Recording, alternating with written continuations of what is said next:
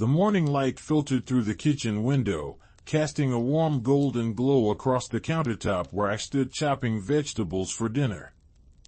The rhythmic sound of the knife against the cutting board filled the quiet space, a comforting percussion that had become part of my daily routine. Steam rose from the pot of chicken stock simmering on the stove, carrying with it the rich aroma of herbs and roasted bones. I breathed it in deeply, letting the familiar scent calm my nerves. It was Sunday, which meant family dinner at our house, which meant my mother-in-law would be arriving in exactly 3 hours and 42 minutes. I wiped my hands on the apron tied around my waist, feeling the soft cotton fabric absorb the moisture from my palms. My fingers were slightly numb from the cold water I had used to rinse the carrots, and I flexed them, trying to restore circulation. The house was spotless. I had spent the entire morning scrubbing floors, dusting shelves, and arranging fresh flowers in the vase on the dining room table. The scent of lemon cleaner still lingered faintly in the air, mixing with the savory smell of the stock. My husband Daniel was upstairs in his office, the muffled sound of his keyboard clicking away reaching me even down here. He was always working, always busy, always just a little bit removed from the tension that seemed to follow his mother wherever she went. I loved him deeply, with every fiber of my being, but sometimes I wished he could see what I saw, feel what I felt when Patricia walked through our door. Patricia. Even thinking her name made my shoulders tense. I rolled them back, trying to release the knot that had formed between my shoulder blades. She had never liked me, not from the very first moment Daniel brought me home to meet his family 7 years ago.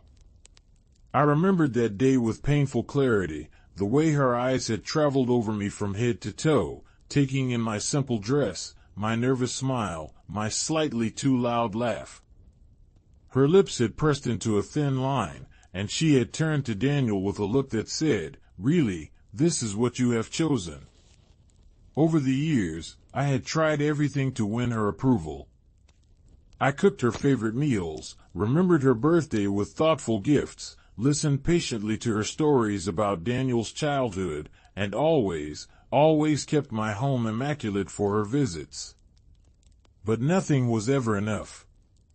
There was always something wrong, some small detail she could criticize, some way I was failing her son.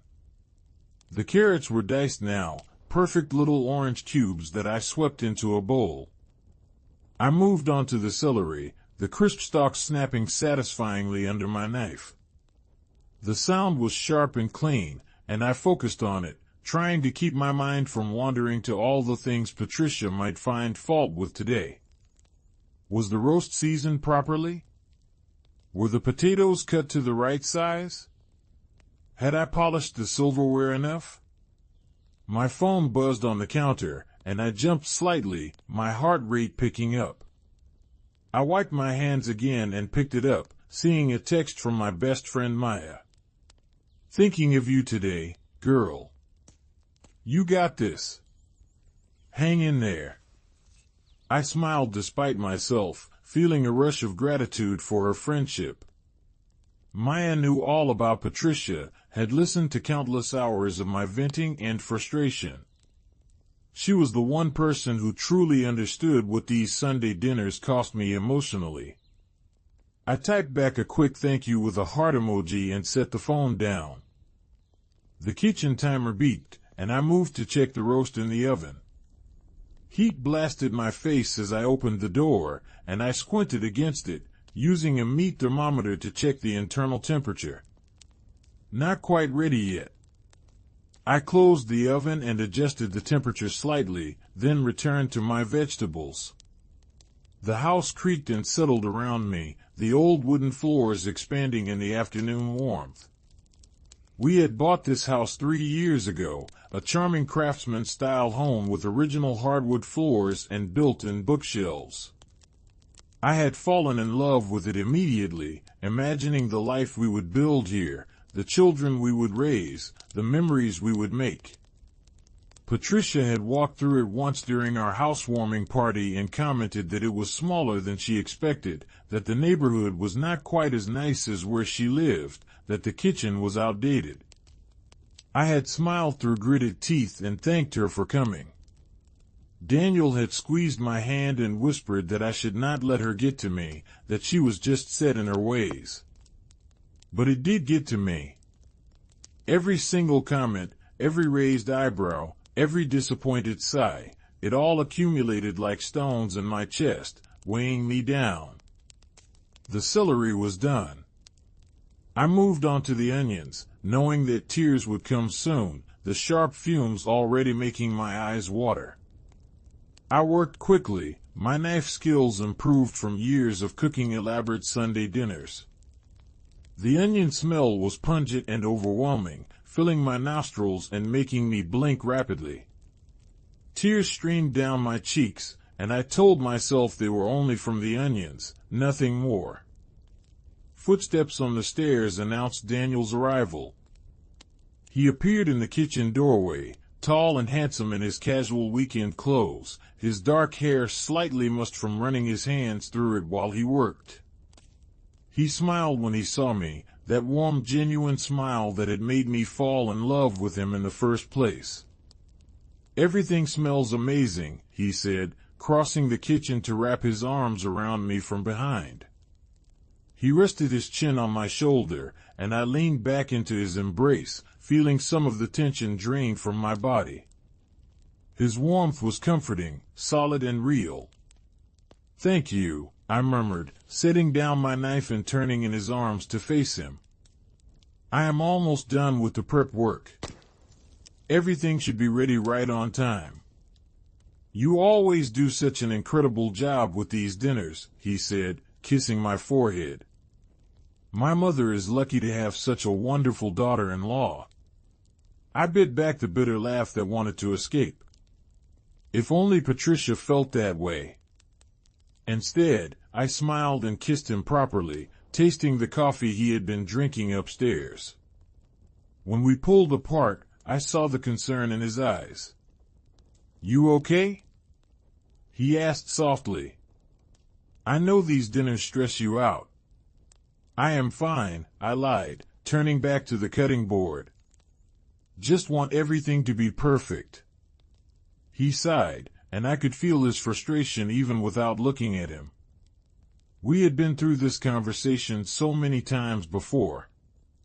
He wanted me to relax, to not care so much about his mother's opinion. But he did not understand what it was like to be constantly judged, constantly found wanting. He was her son, her golden boy who could do no wrong. I was the outsider, the woman who had stolen him away. "I should probably shower and change before she gets here," Daniel said, squeezing my shoulder once more before heading back upstairs. I listened to his footsteps fade away, then returned my attention to the onions, finishing the last few cuts through blurry, stinging eyes. By the time 2 o'clock rolled around, everything was ready.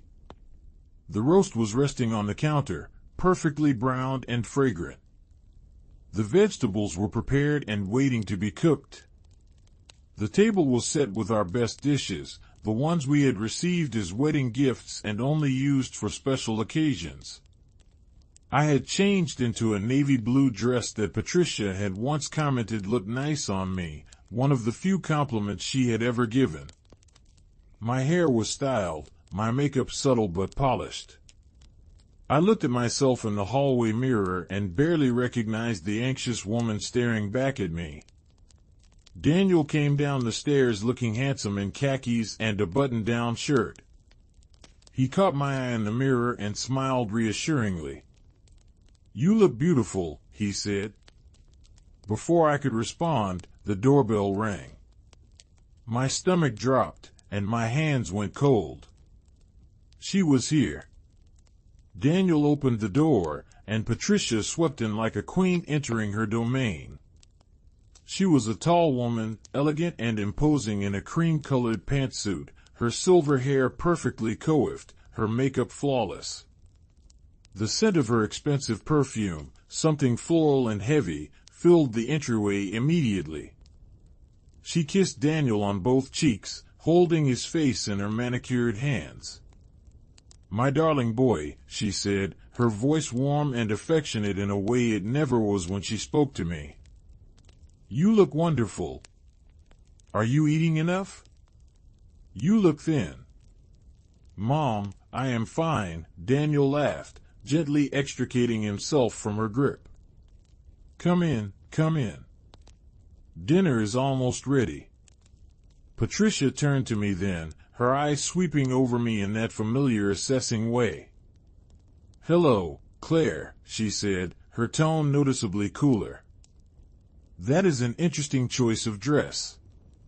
My heart sank. Interesting. That was Patricia code for I do not approve. I forced a smile and stepped forward to accept her brief, perfunctory hug. The embrace was stiff and awkward, her body rigid against mine for the half-second it lasted. "Hello, Patricia," I said, proud that my voice came out steady. "It is good to see you. Can I get you something to drink? Wine, perhaps?" "Just water," she said, moving past me into the living room. She settled onto the sofa like she owned it, crossing her legs elegantly and looking around the room with that critical eye I knew so well. "I see you still have not done anything about those curtains," she observed. "They really are quite dated." I clenched my jaw and went to get her water, my hand shaking slightly as I filled a glass from the filtered pitcher in the refrigerator. The cold glass felt good against my palms, grounding me. I added ice cubes, listening to them crack and settle in the water, then carried it out to her. "Thank you," she said without looking at me, accepting the glass and taking a small sip. She set it down on the coffee table without using a coaster, and I resisted the urge to rush over and put one under it. Daniel was sitting in the armchair across from her, and they were already deep in conversation about his work, his latest project, his recent promotion. Patricia's face was animated and proud as she listened to him talk. I excused myself to finish preparing dinner, grateful for the escape.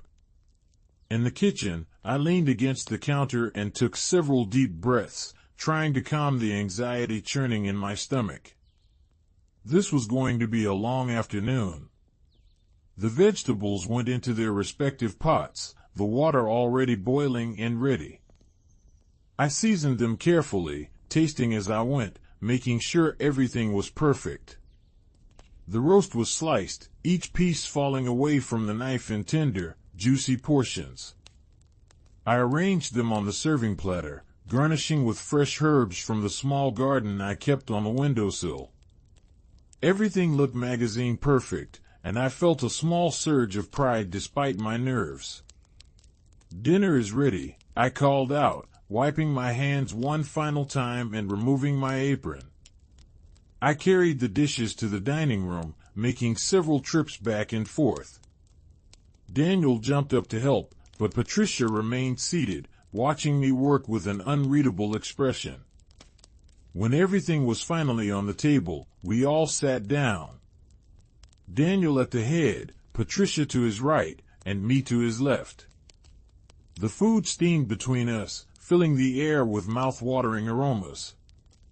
I had outdone myself, and I knew it.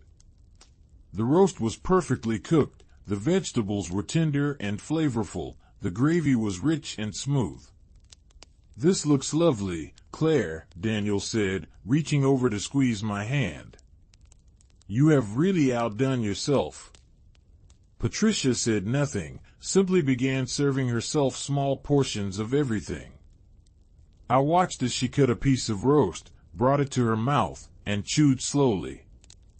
Her face remained neutral, giving nothing away. She tried the potatoes next, then the carrots, then the green beans. Still nothing. "How is everything?" I finally asked, unable to bear the silence any longer. "It is fine," Patricia said, which coming from her was not exactly a ringing endorsement. The roast is a bit dry, though. And I think you may have oversalted the vegetables. My face flushed hot with embarrassment and anger. The roast was not dry, I knew it was not. And the vegetables were perfectly seasoned. But I swallowed my protest and simply nodded. I will keep that in mind for next time, I said quietly. Daniel frowned. I think everything is delicious, Mom. Claire worked really hard on this meal. I am sure she did, Patricia said smoothly, taking a sip of her water. I am just offering constructive feedback. That is what family does, is it not? The rest of the meal passed in uncomfortable small talk. Patricia dominated the conversation, telling long stories about her friends, her charity work, her recent vacation to Europe. Daniel listened attentively, asking questions and laughing at the appropriate moments. I pushed food around my plate, my appetite completely gone, and tried to look engaged. When dinner was finally over, I began clearing the dishes. Patricia stood and announced she needed to use the restroom, disappearing down the hallway. Daniel helped me carry dishes to the kitchen, stacking them by the sink. I am sorry about the comments on the food, he said quietly. You know how she is. She does not mean anything by it. I bit my tongue to keep from snapping at him. She absolutely meant something by it. She always did. But I just nodded and started running water in the sink, squirting dish soap into the stream and watching the bubbles form. I heard Patricia's footsteps in the hallway, but instead of returning to the dining room, they seemed to pause. Then I heard her voice, low and speaking to someone. I frowned, wondering who she could be talking to. Daniel had gone back to the dining room to get more dishes. Curiosity got the better of me, and I quietly moved to the kitchen doorway, peeking out. Patricia was standing in the hallway, her phone pressed to her ear, her back to me. Her voice was just loud enough for me to hear. The house is a disaster, honestly, she was saying. I do not know how Daniel lives like this. There is dust everywhere, and the kitchen, oh my goodness, the kitchen is absolutely filthy. I could barely eat the food she served, knowing it came from such an unsanitary environment. My blood ran cold. I stood frozen, unable to believe what I was hearing. The house was spotless. I had spent hours cleaning. There was not a speck of dust anywhere, and the kitchen was immaculate. And poor Daniel, Patricia continued, her voice dripping with false sympathy. He looks so tired and thin. I do not think she is taking proper care of him. He works so hard, and he comes home to this mess and her mediocre cooking. I honestly do not know what he sees in her. She is not the kind of woman I raised him to marry. Tears stung my eyes, hot and angry. My hands were shaking, and I felt like I might be sick. 7 years of trying, 7 years of bending over backwards to please this woman, and this was what she really thought of me. This was what she said behind my back. I heard Daniel's footsteps coming back from the dining room, and I quickly retreated into the kitchen, my heart pounding so hard I thought it might burst from my chest. I gripped the edge of the sink, trying to steady myself, trying to breathe through the rage and hurt that threatened to overwhelm me. Patricia ended her call and returned to the dining room just as Daniel came back into the kitchen with the last of the dishes. He took one look at my face and immediately set the dishes down. "What is wrong?" he asked, concern filling his voice. "Claire, you are white as a sheet." I opened my mouth to tell him what I had just heard, but the words would not come. How could I explain it? How could I make him understand the depth of his mother's cruelty when he had never witnessed it himself? He would probably think I had misheard, or that I was being too sensitive, or that his mother had not meant it the way it sounded. I am just tired, I finally said, turning away from him to start washing dishes. It has been a long day. He came up behind me and wrapped his arms around my waist, resting his chin on my shoulder again. You should let me do these, he said. You have done enough today. No, I need to do this, I said, perhaps more sharply than I intended. I need to keep busy. He pulled back, and I could feel his confusion and hurt. Okay, he said quietly. I will go keep Mom company then. When he left, I let the tears fall silently as I scrubbed the dishes with more force than necessary. The hot water scalded my hands, but I welcomed the pain. It was something concrete to focus on, something other than the ache in my chest. I do not know how long I stood there, washing and rewashing dishes that were already clean, but eventually Patricia appeared in the kitchen doorway. I quickly wiped my eyes with the back of my hand and turned to face her, trying to compose myself. I am heading out now, she announced. Thank you for dinner. It was adequate. Adequate. The word hung in the air between us like a slap. I nodded, not trusting myself to speak. You know, Claire, Patricia continued, stepping further into the kitchen, you really should take better care of this house.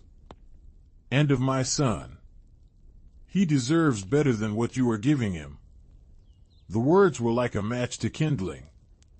Something inside me snapped. All the years of biting my tongue, of swallowing my pride, of accepting her abuse with a smile, it all came rushing to the surface. Better than what I am giving him. I repeated, my voice shaking. I clean this house until it shines. I cook elaborate meals every single week. I support his career, his dreams, his relationship with you, even though you have made it abundantly clear that you despise me. What more could I possibly do? Patricia's eyes widened slightly, surprised by my outburst. She recovered quickly, though, her face settling into a cold mask. I do not despise you, Claire. I simply have standards, and you consistently fail to meet them. My son deserves a woman who can properly manage a household, who can present herself with grace and dignity, who comes from a good family. You are none of those things.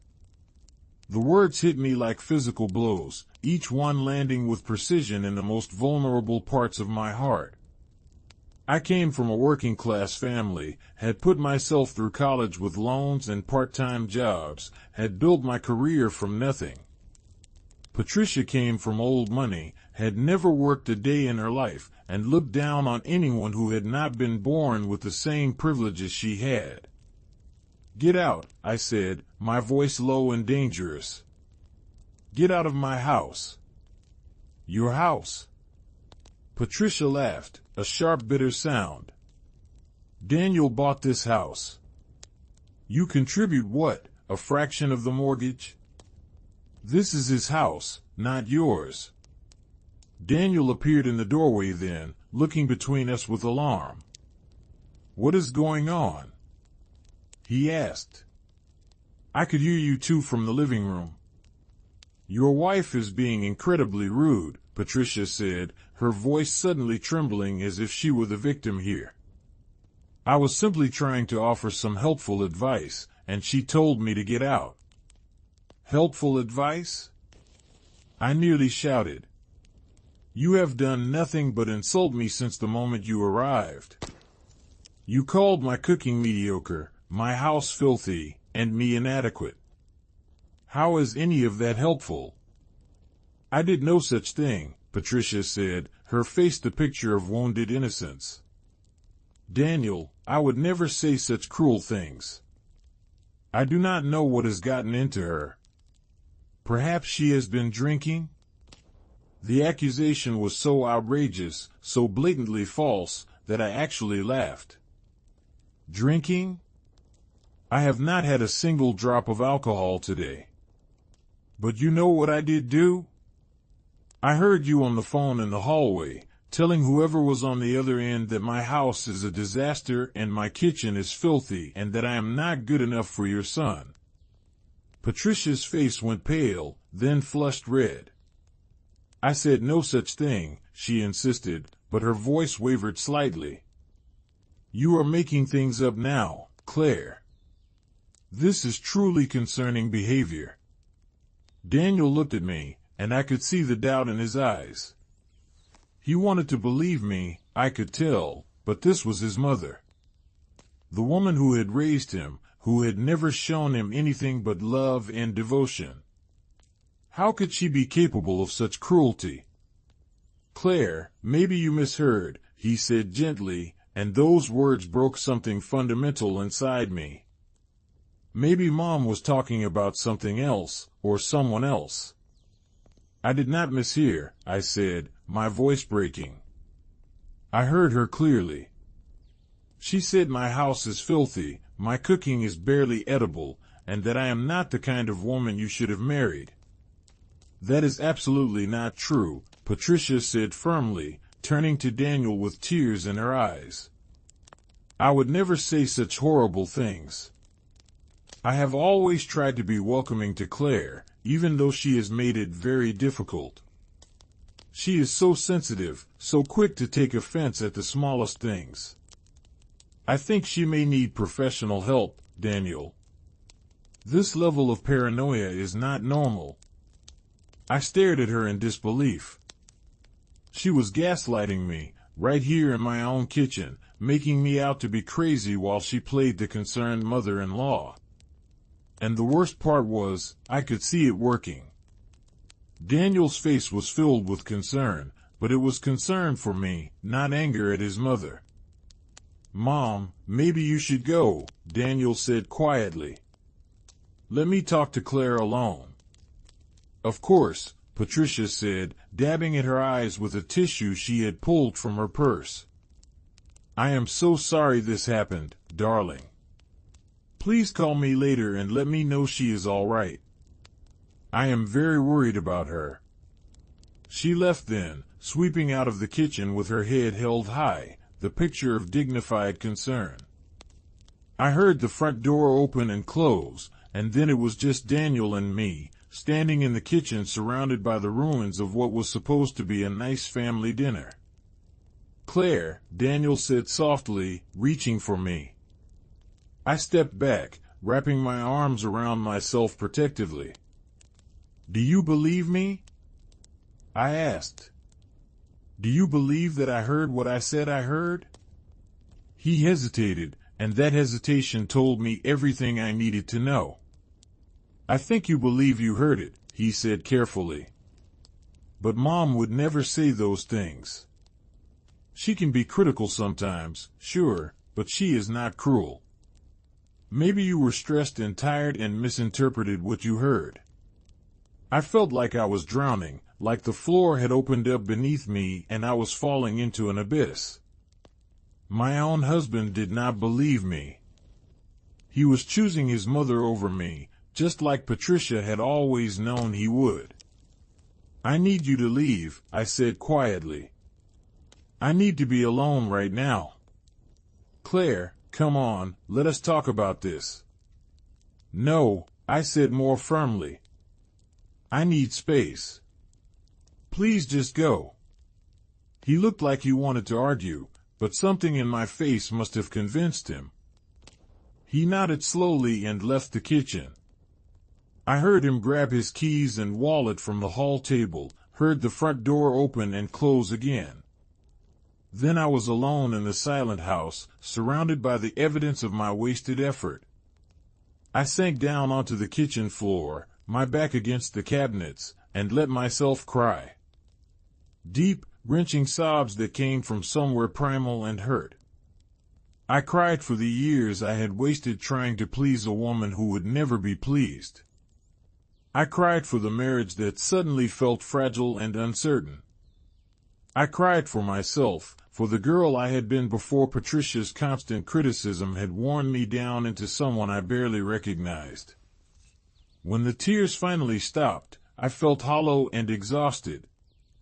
The kitchen was growing dark, the sun having set while I sat there on the floor.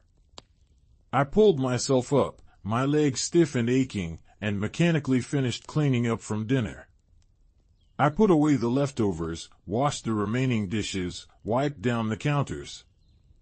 The familiar motions were soothing in their own way, giving my hands something to do while my mind spun in circles. Daniel did not come home that night.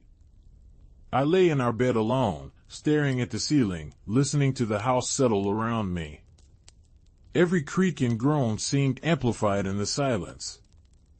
I wondered where he was, if he was at his mother's house, if they were talking about me, about my outburst, about my supposed paranoia. The thought made my stomach churn. Around 3 in the morning, I finally fell into a fitful sleep, plagued by dreams of being in a courtroom where Patricia was the judge and I was on trial for crimes I did not commit. I woke up at dawn feeling worse than when I had gone to bed, my eyes swollen and gritty, my head pounding. I dragged myself out of bed and into the shower, letting the hot water pound against my tense muscles. The steam filled the bathroom, making it hard to breathe, but I stayed under the spray until the water started to run cold. When I finally emerged, wrapped in a towel, I heard sounds from downstairs. Daniel was home. I dressed quickly in jeans and a sweater, not bothering with makeup or styling my hair. What was the point? I went downstairs and found Daniel in the kitchen, making coffee. He looked as tired as I felt, dark circles under his eyes, his hair uncombed. "We need to talk," he said without preamble, not looking at me. He poured 2 cups of coffee and handed me one. I wrapped my hands around the warm mug, grateful for something to hold on to. We sat at the kitchen table, the same table where we had eaten so many meals together, where we had laughed and talked and planned our future. Now it felt like a barrier between us, a no-man's land neither of us wanted to cross. "I stayed at a hotel last night," Daniel said. "I needed time to think." I nodded, sipping my coffee. It was too hot and burned my tongue, but I welcomed the sensation. "I called Mom this morning," he continued. "She is very upset. She says she has always tried her best with you, and she does not understand why you would make up such terrible lies about her." "They are not lies," I said, my voice hoarse from crying. "I heard what I heard, Daniel. Every word of it." "But you do not have any proof," he said, and there it was. The crux of the matter. It was my word against his mother's, and he was choosing to believe her. Something hardened inside me then, a core of steel that I had not known I possessed. "You are right," I said slowly. "I do not have proof.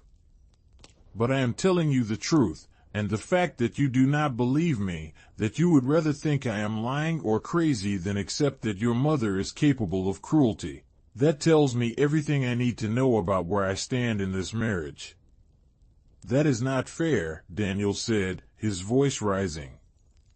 "You are asking me to believe that my mother, who has never been anything but loving to me, is secretly this horrible person. Based on what? A conversation you claim to have overheard?" "A conversation I did overhear," I corrected. "And she is not secretly horrible, Daniel. She has been openly horrible to me for 7 years. You just have never been willing to see it because she is sweet as pie when you are around. The comments about my cooking, my cleaning, my clothes, my family, my career, they never stop. But she is always careful to make them sound like helpful suggestions or constructive criticism, so you brush them off and tell me I am being too sensitive." He was quiet for a long moment, staring into his coffee cup. I could see the conflict on his face, the war between his loyalty to his mother and his love for me. I wanted to reach across the table and take his hand, to bridge the gap between us, but I could not. Not until he believed me. "What do you want me to do?" he finally asked. "Do you want me to cut my mother out of my life based on an accusation I cannot verify?" "No," I said. "I want you to believe me. I want you to trust that I am telling you the truth. I want you to consider that maybe, just maybe, your mother is not the saint you think she is." "I do not know if I can do that," he said quietly, and my heart shattered into 1,000 pieces. "Then I do not know if I can stay in this marriage," I heard myself say. The words seemed to come from somewhere outside of me, but once they were spoken, I knew they were true. "I cannot spend the rest of my life being gaslit by your mother and not believed by you. I deserve better than that." Daniel's head snapped up, his eyes wide with shock. "You are talking about divorce? Over this?" "Over the fact that you do not believe me," I clarified. "Over the fact that you would rather think I am a liar than accept an uncomfortable truth about your mother." "Yes, Daniel. That is absolutely something worth divorcing over." He stood up abruptly, his chair scraping loudly against the floor. "This is insane," he said. "You are being completely irrational." "And there it is," I said, standing as well. "When you cannot dismiss my feelings, you attack my rationality. Just like your mother suggested, I need professional help for my paranoia. You are both trying to make me think I am crazy rather than deal with the reality of the situation." "I am going back to the hotel," Daniel said, grabbing his keys. "I cannot talk to you when you are like this." He left, and I stood alone in the kitchen once more, feeling strangely calm. The panic and hurt from the night before had crystallized into something harder, something more resolute. I knew what I had heard. I knew what Patricia had said. And I was not going to let them make me doubt my own sanity. I spent the rest of the day thinking, planning, trying to figure out what to do next. I could not prove what I had heard, and without proof, this would always be a point of contention in my marriage. Patricia would continue to play the victim, Daniel would continue to doubt me, and I would continue to be the villain in their narrative. Unless I could get proof. The idea came to me slowly, taking shape as I paced through the house. Patricia had a pattern. She was always sweet and charming when Daniel was around, but the moment he left the room, the mask slipped. If I could somehow record her true feelings, capture her cruelty on audio, then I would have the evidence I needed. It felt wrong, sneaky, and underhanded. But what choice did I have? My marriage was falling apart. My husband thought I was either a liar or mentally unstable, and Patricia was getting away with years of emotional abuse. Sometimes you had to fight fire with fire. I pulled out my phone and started researching. It turned out that in our state, only one party needed to consent to a recording for it to be legal. That meant I could record conversations I was part of without telling the other person. It felt like a small miracle, a tiny piece of luck in an otherwise disastrous situation. The next Sunday dinner was 6 days away. 6 days to prepare, to plan, to steel myself for what I needed to do. I texted Daniel, who was still staying at the hotel, and told him that I wanted to try again, that I wanted to make things work. He responded cautiously but agreed to come home and to continue with our regular Sunday dinner schedule. When he came home that Wednesday evening, we were awkward and careful with each other, like strangers learning to share space. We did not talk about his mother or the fight or the possibility of divorce. We just existed in the same house, sleeping in the same bed but miles apart emotionally. I spent those 6 days preparing in secret. I downloaded a recording app on my phone, tested it multiple times to make sure it would pick up conversations clearly. I practiced starting and stopping it quickly, making sure I could do it without drawing attention. I planned where I would keep my phone during dinner, how I would make sure it was recording when Patricia inevitably said something cruel. Sunday arrived with the same golden morning light, the same routine of cooking and cleaning and preparing. But this time, I felt different. I was not trying to please Patricia anymore. I was trying to expose her. The shift in perspective made everything easier somehow. I cooked a simple meal, nothing fancy, and I did not stress about every detail being perfect. When Patricia arrived, she seemed surprised by my calm demeanor. She made her usual critical comments, noting that the flowers on the table were wilting, that my dress was wrinkled, that the house smelled like cooking. I smiled and nodded and did not let any of it touch me. I had my phone in my cardigan pocket, the recording app already running. Dinner was tense but uneventful. Patricia dominated the conversation as always, and Daniel tried to keep things light. I contributed when spoken to but mostly stayed quiet, waiting for my opportunity. It came after dinner, just as I had hoped. Daniel excused himself to take a work call, leaving Patricia and me alone in the dining room. I was clearing plates, and she was sitting at the table, sipping her wine. "You seem different today, Claire," she observed. "Less frantic. Have you finally accepted that you will never be good enough for my son?" I kept my face neutral, my hand steady as I stacked plates. "What do you mean, Patricia?"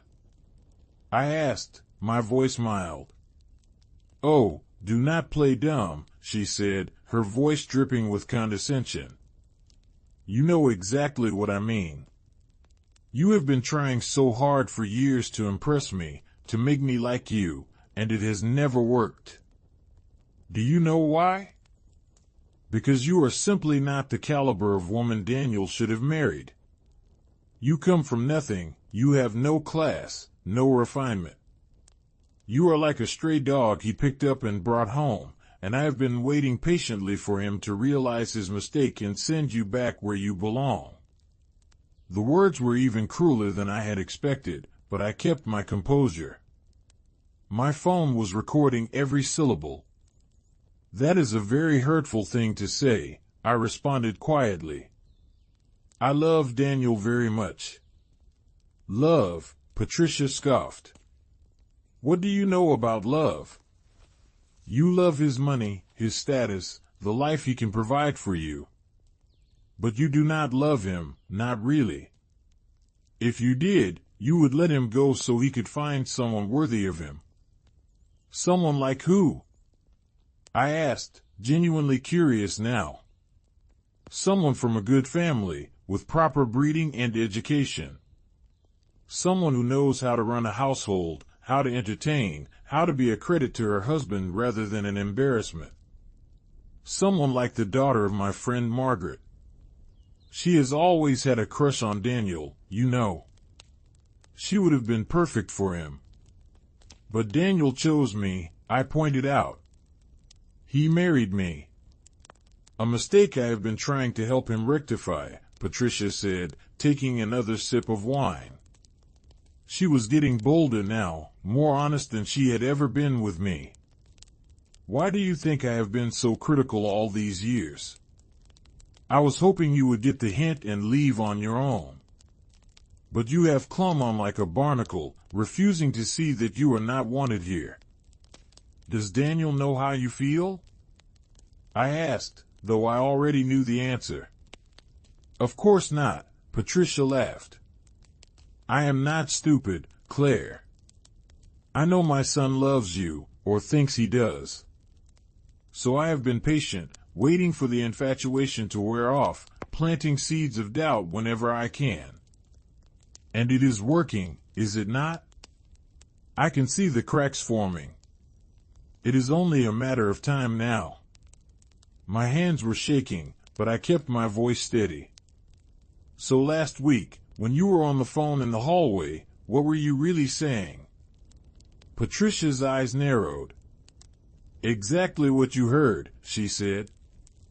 I was talking to Margaret, telling her about the deplorable state of this house and your pathetic attempts at cooking.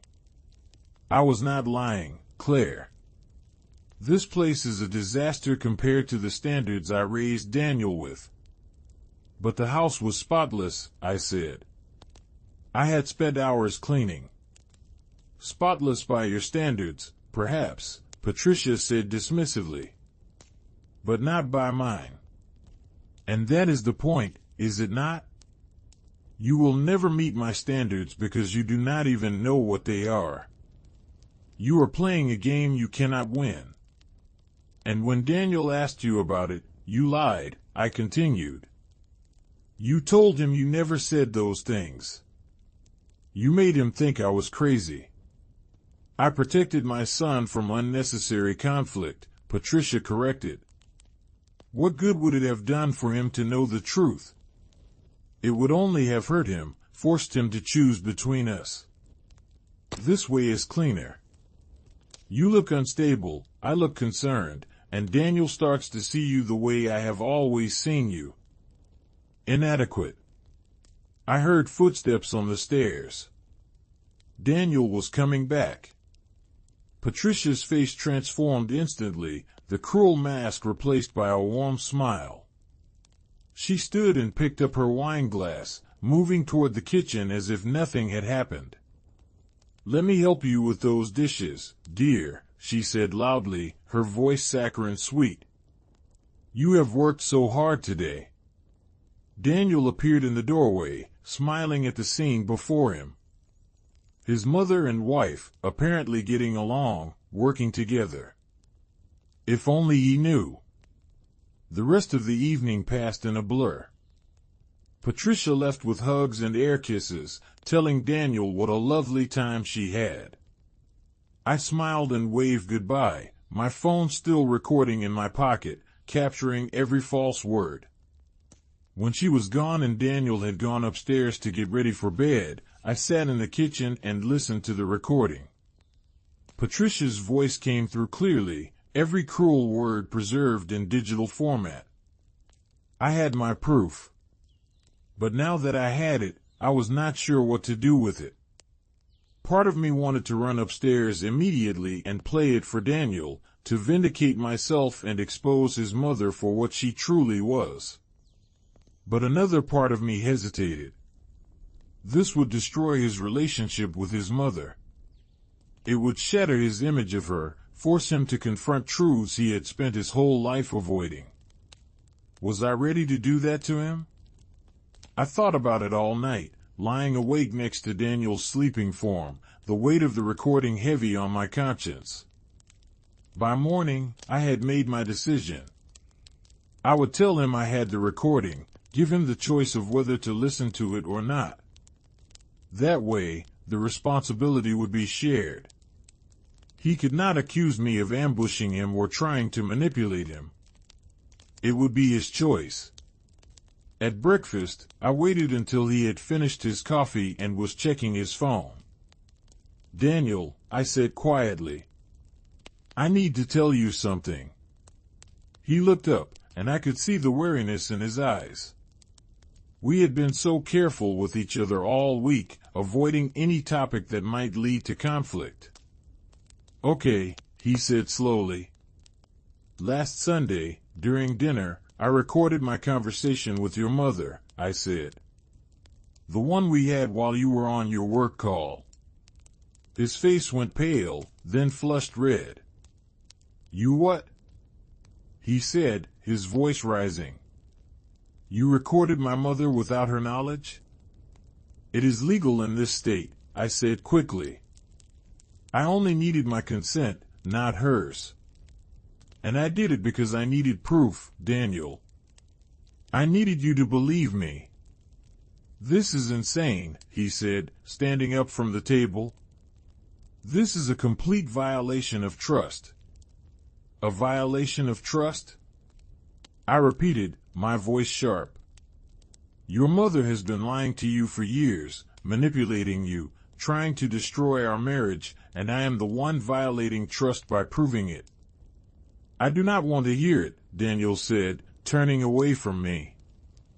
"Whatever is on that recording, I do not want to know." "Why not?" I demanded. "Are you afraid of what you will hear? Afraid that you might have to admit I was telling the truth?" "I am afraid that you have become so obsessed with this idea that my mother hates you that you have resorted to secretly recording her," he shot back. "That is not normal behavior, Claire. That is paranoid and manipulative." "Then listen to the recording," I said, pulling out my phone. "Listen to it and tell me I am paranoid. Tell me I am making things up. I dare you." He stared at the phone in my hand like it was a snake. I could see the conflict on his face, the fear and curiosity warring with each other. Finally, he reached out and took it. "Fine," he said. "I will listen to it. But if this is some kind of trick, if you have edited it or taken things out of context, we are done. Do you understand me?" "I understand," I said, my heart pounding. "It is not edited. It is exactly what happened." He sat back down at the table and pressed play. I watched his face as Patricia's voice filled the kitchen, every cruel word, every calculated manipulation, every lie laid bare. His expression went from skeptical to shocked to devastated. When the recording ended, he sat in silence for a long moment, staring at the phone. "I do not understand," he finally said, his voice barely above a whisper. "This is not the mother I know. This is not the woman who raised me." "I know," I said gently, reaching across the table to take his hand. He did not pull away. "I am sorry you had to hear it. But I needed you to know the truth." He looked up at me, and I saw tears in his eyes. "How long has she been like this with you?" 7 years, I said. "Since the day we met. She has never liked me, never accepted me. But she was always careful to hide it from you, to make her cruelty look like concern or helpful criticism. And I never saw it," he said, shaking his head. "All those times you tried to tell me, and I dismissed you. I told you that you were being too sensitive. God, Claire, I am so sorry." The apology broke something open inside me, and I started to cry. He came around the table and pulled me into his arms, and we held each other while we both wept. For the years of misunderstanding, for the pain his mother had caused, for the marriage that had nearly broken under the weight of her manipulation. "What do we do now?" I asked when we had both calmed down. "How do we move forward from this?" "I need to talk to her," Daniel said. "I need to confront her about this." "Are you sure?" I asked. "Once you do that, there is no going back. Your relationship with her will never be the same." "I know," he said. "But I cannot pretend I did not hear what I just heard. She tried to destroy my marriage, Claire. She lied to my face and made me doubt my own wife. That is unforgivable." He called Patricia that afternoon and asked her to come over. She arrived an hour later, all smiles and warmth, clearly thinking this was a social call. Daniel and I were waiting in the living room, sitting together on the sofa, a united front. "Mom, sit down," Daniel said, his voice serious. "We need to talk." Patricia's smile faltered slightly as she took in our expressions. "What is this about?" she asked, settling into the armchair across from us. It is about the things you said to Claire last Sunday, Daniel said. The things you said when I was not in the room. Patricia's face went carefully blank. I do not know what you mean, she said. Claire and I had a perfectly pleasant conversation while you were on your call. Do not lie to me, Daniel said, his voice hard in a way I had never heard before. I have heard the recording, Mom. I know exactly what you said. The color drained from Patricia's face. Recording? She repeated. What recording? Claire recorded your conversation, Daniel said. And I have listened to every word. So please, do not insult my intelligence by continuing to lie. Patricia's eyes darted to me, and I saw pure hatred there, quickly masked. That recording is illegal, she said. You cannot use it against me. Actually, it is perfectly legal, I said calmly. I only needed my own consent to record a conversation I was part of. I checked with a lawyer. This is entrapment, Patricia said, her voice rising. You tricked me into saying those things. No one tricked you, Mom, Daniel said. You said what you really feel. What you have apparently felt for 7 years while pretending to be civil to my wife. Patricia was silent for a moment, and I could see her calculating, trying to figure out how to spin this in her favor. Finally, she seemed to deflate, her shoulders sagging. Fine, she said.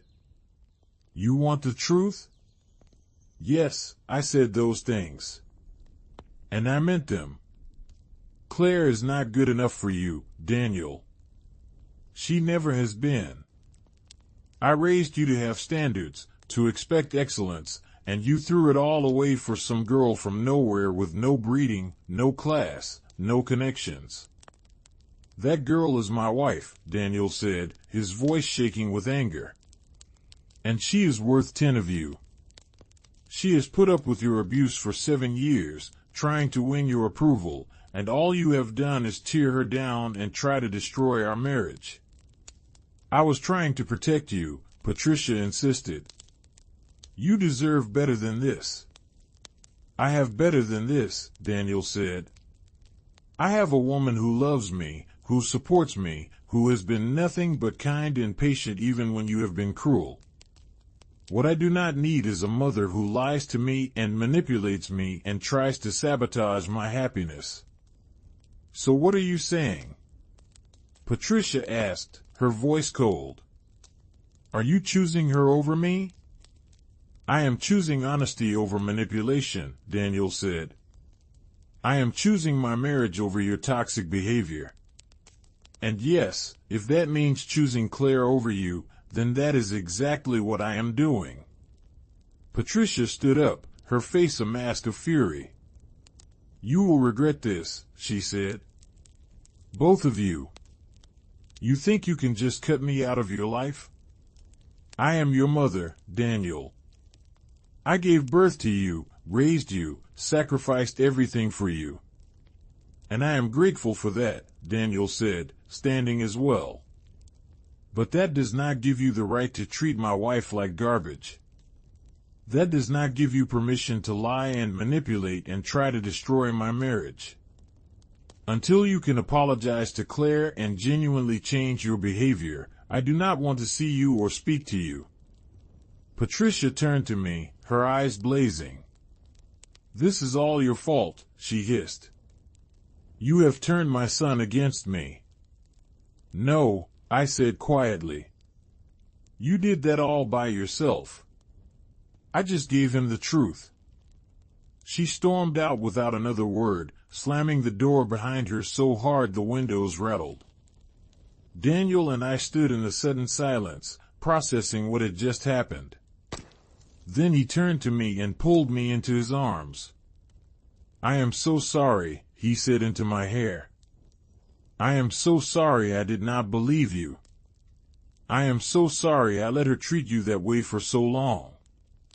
I held him tight, feeling the tension of 7 years finally releasing from my body. "It is okay," I said. "We are okay now." But even as I said it, I knew things were not quite okay yet. The confrontation with Patricia was just the beginning. There would be fallout, consequences, family drama that we would have to navigate. Patricia was not the type to go quietly, and I had no doubt she would try to turn other family members against us, paint herself as the victim and me as the villain who had stolen her son. I was right. Within days, Daniel started getting calls from his aunts and uncles, his cousins, family friends. Patricia had told them her version of events, a story in which she was the loving mother who had been cruelly cut off by her ungrateful son and his manipulative wife. She conveniently left out the recording, the years of abuse, the lies she had told. Some family members believed her without question. Others were more skeptical, especially those who had witnessed Patricia's behavior over the years and had their own stories of her cruelty and manipulation. The family fractured along these lines, some siding with Patricia, others with us, and still others trying to stay neutral and begging us all to reconcile. Daniel handled it with more grace than I expected. He calmly explained the situation to anyone who asked, offered to play the recording for those who doubted him, and refused to engage with Patricia's attempts to manipulate him back into her life. He was hurt, I could see that, grieving the loss of the mother he thought he had. But he was also resolute, unwilling to compromise on the boundaries he had set. For my part, I tried to stay out of it as much as possible. This was Daniel's family, his battle to fight. I supported him however I could, but I did not insert myself into the family drama. I had spent 7 years trying to win these people's approval, and I was done with that. If they wanted to believe Patricia's lies, that was their choice. The hardest part was watching Daniel struggle with his grief and anger. He would have moments where he seemed fine, going about his day normally, and then something would trigger a memory of his mother and he would shut down, retreating into himself. I learned to recognize the signs, to give him space when he needed it and comfort when he would accept it. We started going to couples therapy, something we probably should have done years ago. Our therapist, a kind woman named Dr. Martinez, helped us work through the damage Patricia's manipulation had caused to our marriage. She helped Daniel understand how his mother's behavior had been a form of emotional abuse, not just to me but to him as well. She helped me process my anger and hurt, and learn to trust Daniel again after he had failed to believe me. It was slow, painful work. There were sessions where we both cried, sessions where we argued, sessions where we sat in silence because we did not know what to say. But gradually, we started to heal. Our marriage, which had been on the brink of collapse, began to strengthen. We learned to communicate better, to trust each other more deeply, to build a partnership that was not constantly undermined by outside interference. 3 months after the confrontation, Patricia reached out. She sent Daniel a letter, handwritten on her expensive stationery, asking if they could meet for coffee.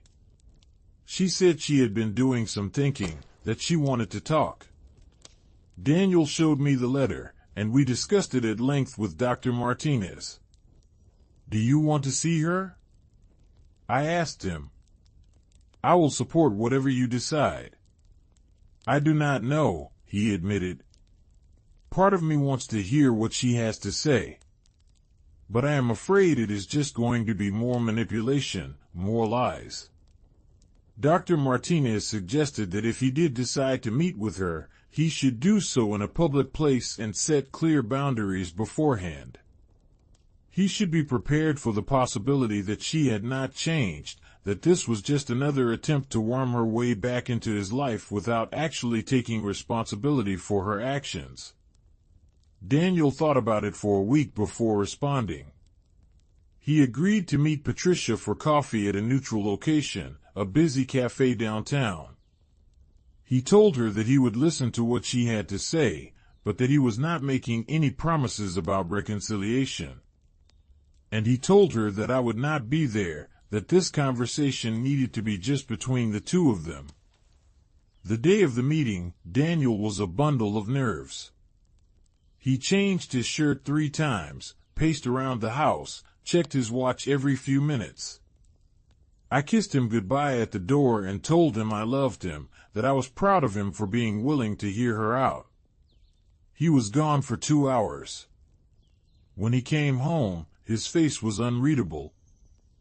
I waited, my heart in my throat, while he hung up his coat and came to sit next to me on the sofa. "How did it go?" I finally asked when he did not volunteer any information. "She apologized," he said slowly. "She said she had been wrong, that she had let her own expectations and prejudices cloud her judgment. She said she was sorry for the way she treated you, and for lying to me about it." "That is good," I said cautiously. "Do you believe her?" He was quiet for a moment. "I think she believes she is sorry," he said. "But I do not think she really understands what she did wrong. She kept trying to explain her behavior, to justify it by saying she was just trying to protect me. She said she has been seeing a therapist, that she is working on herself. But when I asked her if she would be willing to apologize to you directly, she hesitated. She said she was not sure you would be receptive to it, that maybe it would be better to give it more time. In other words, she is not ready to actually face me and take responsibility," I said. "Exactly," Daniel agreed. "She wants forgiveness without having to do the hard work of making amends. She wants me to just forget everything that happened and go back to the way things were." "And what did you tell her?" "I told her that was not going to happen," he said. "I told her that if she truly wants to be part of my life again, she needs to genuinely apologize to you, not just to me. She needs to acknowledge the harm she caused and commit to changing her behavior. And even then, it will take time to rebuild trust. I am not going to just sweep this under the rug." I felt a surge of love and gratitude for this man, my husband, who was finally standing up for me and for our marriage. "How did she take that?" "Not well," he admitted. "She cried, said I was being unreasonable, that she was trying her best.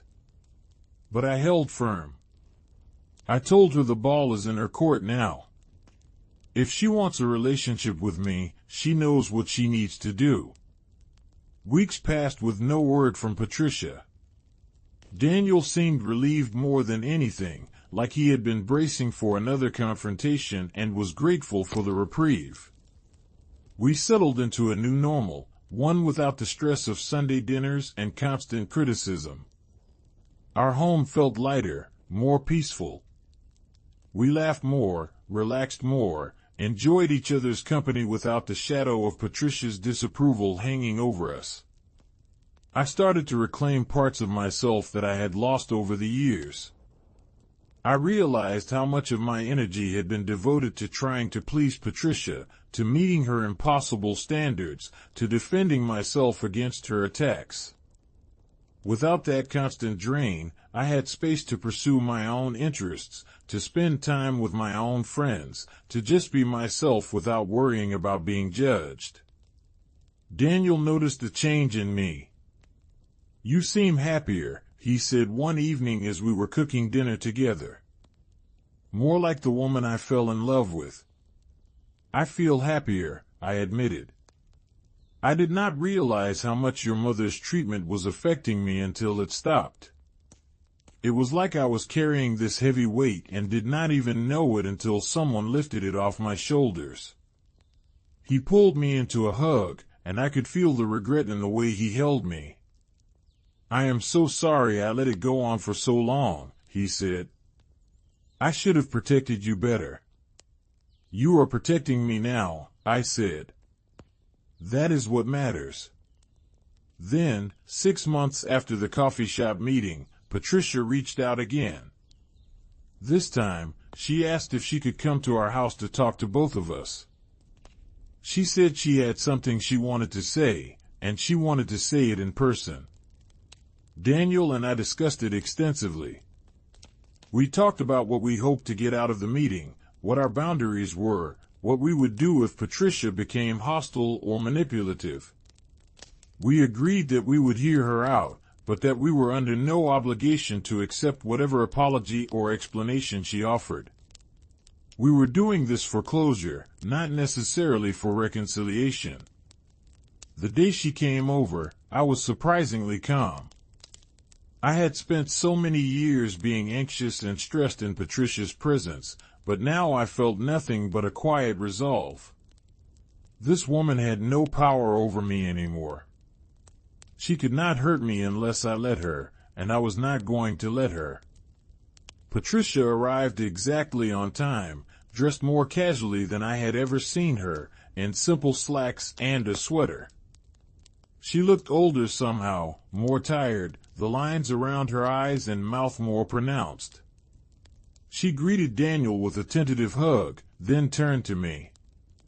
"Claire," she said, and I heard something in her voice I had never heard before. Uncertainty. Vulnerability. "Thank you for agreeing to see me." We all sat in the living room, the same room where the confrontation had happened 6 months earlier.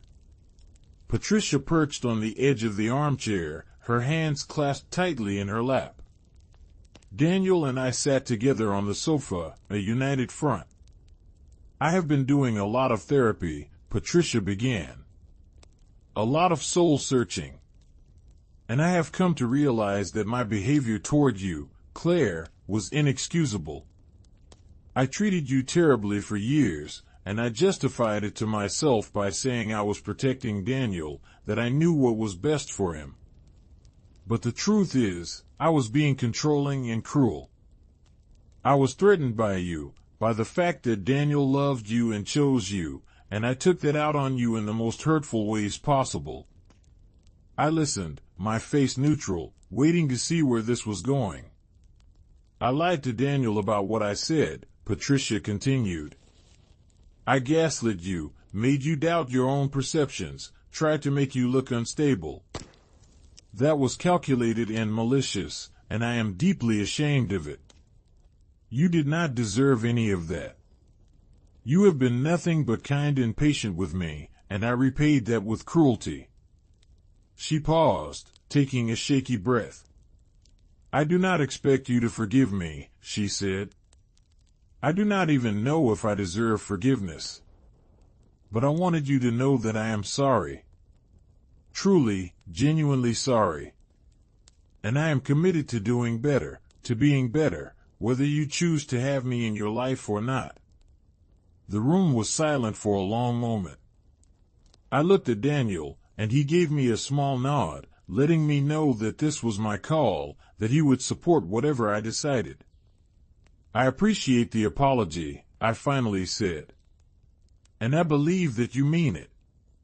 But I need you to understand that an apology is not enough. You spent 7 years tearing me down, undermining my marriage, making me feel like I was not good enough. That kind of damage does not heal overnight." "I understand," Patricia said, and I saw tears in her eyes. "I do understand that. If we are going to have any kind of relationship going forward," I continued, "there need to be clear boundaries. You do not get to criticize my housekeeping, my cooking, my clothes, my family, or anything else about me. You do not get to make passive-aggressive comments disguised as helpful suggestions. You treat me with respect, or you do not get to be part of our lives. Is that clear?" "It is clear," Patricia said. "And I agree to those boundaries. I want to do better, Claire.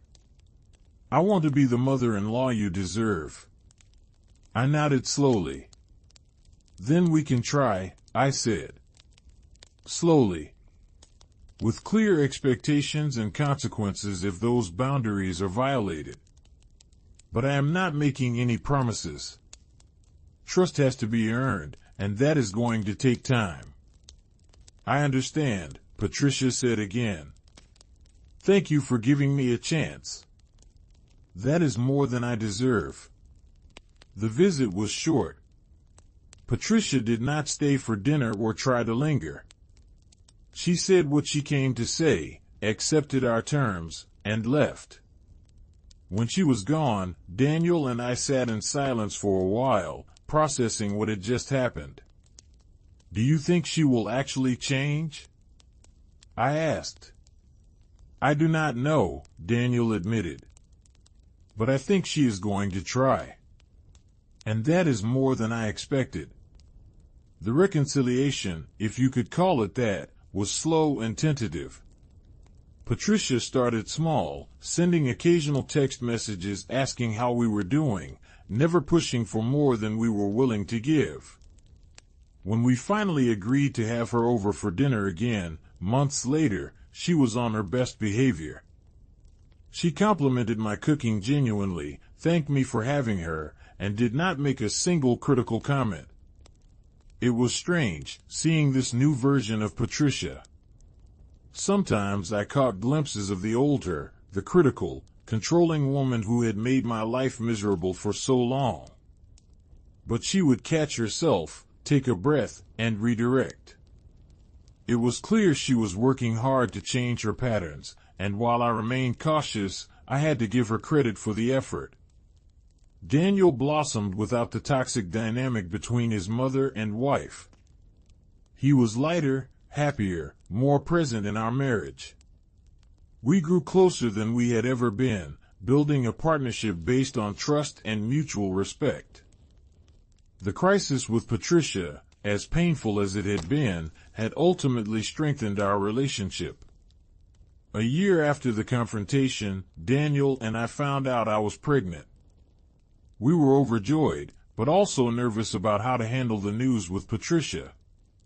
We had been maintaining a cordial but distant relationship with her, seeing her once every few months, always with clear boundaries in place. But a grandchild would change everything, would give her a new role in our lives and a new opportunity to either respect our boundaries or violate them. We decided to tell her in person, at a neutral location. We met her for lunch at a restaurant, and Daniel broke the news. Patricia's face lit up with genuine joy, and for a moment, I saw the woman she could have been all along if she had not been so consumed by her need to control. That is wonderful news, she said, reaching across the table to squeeze both our hands. I am so happy for you both. We want you to be part of the baby's life, Daniel said. But we need to be clear about expectations. Claire and I will make all the parenting decisions. We will decide how we raise our child, and we need you to respect that. No criticism, no undermining, no trying to take over. I understand, Patricia said. And I promise, I will respect your boundaries. I have learned my lesson. I do not want to lose you again, either of you. And I do not want to miss out on knowing my grandchild. She kept her word.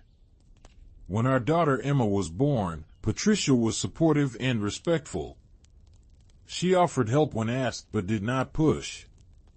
She gave advice only when solicited and accepted our parenting choices even when they differed from how she had raised Daniel.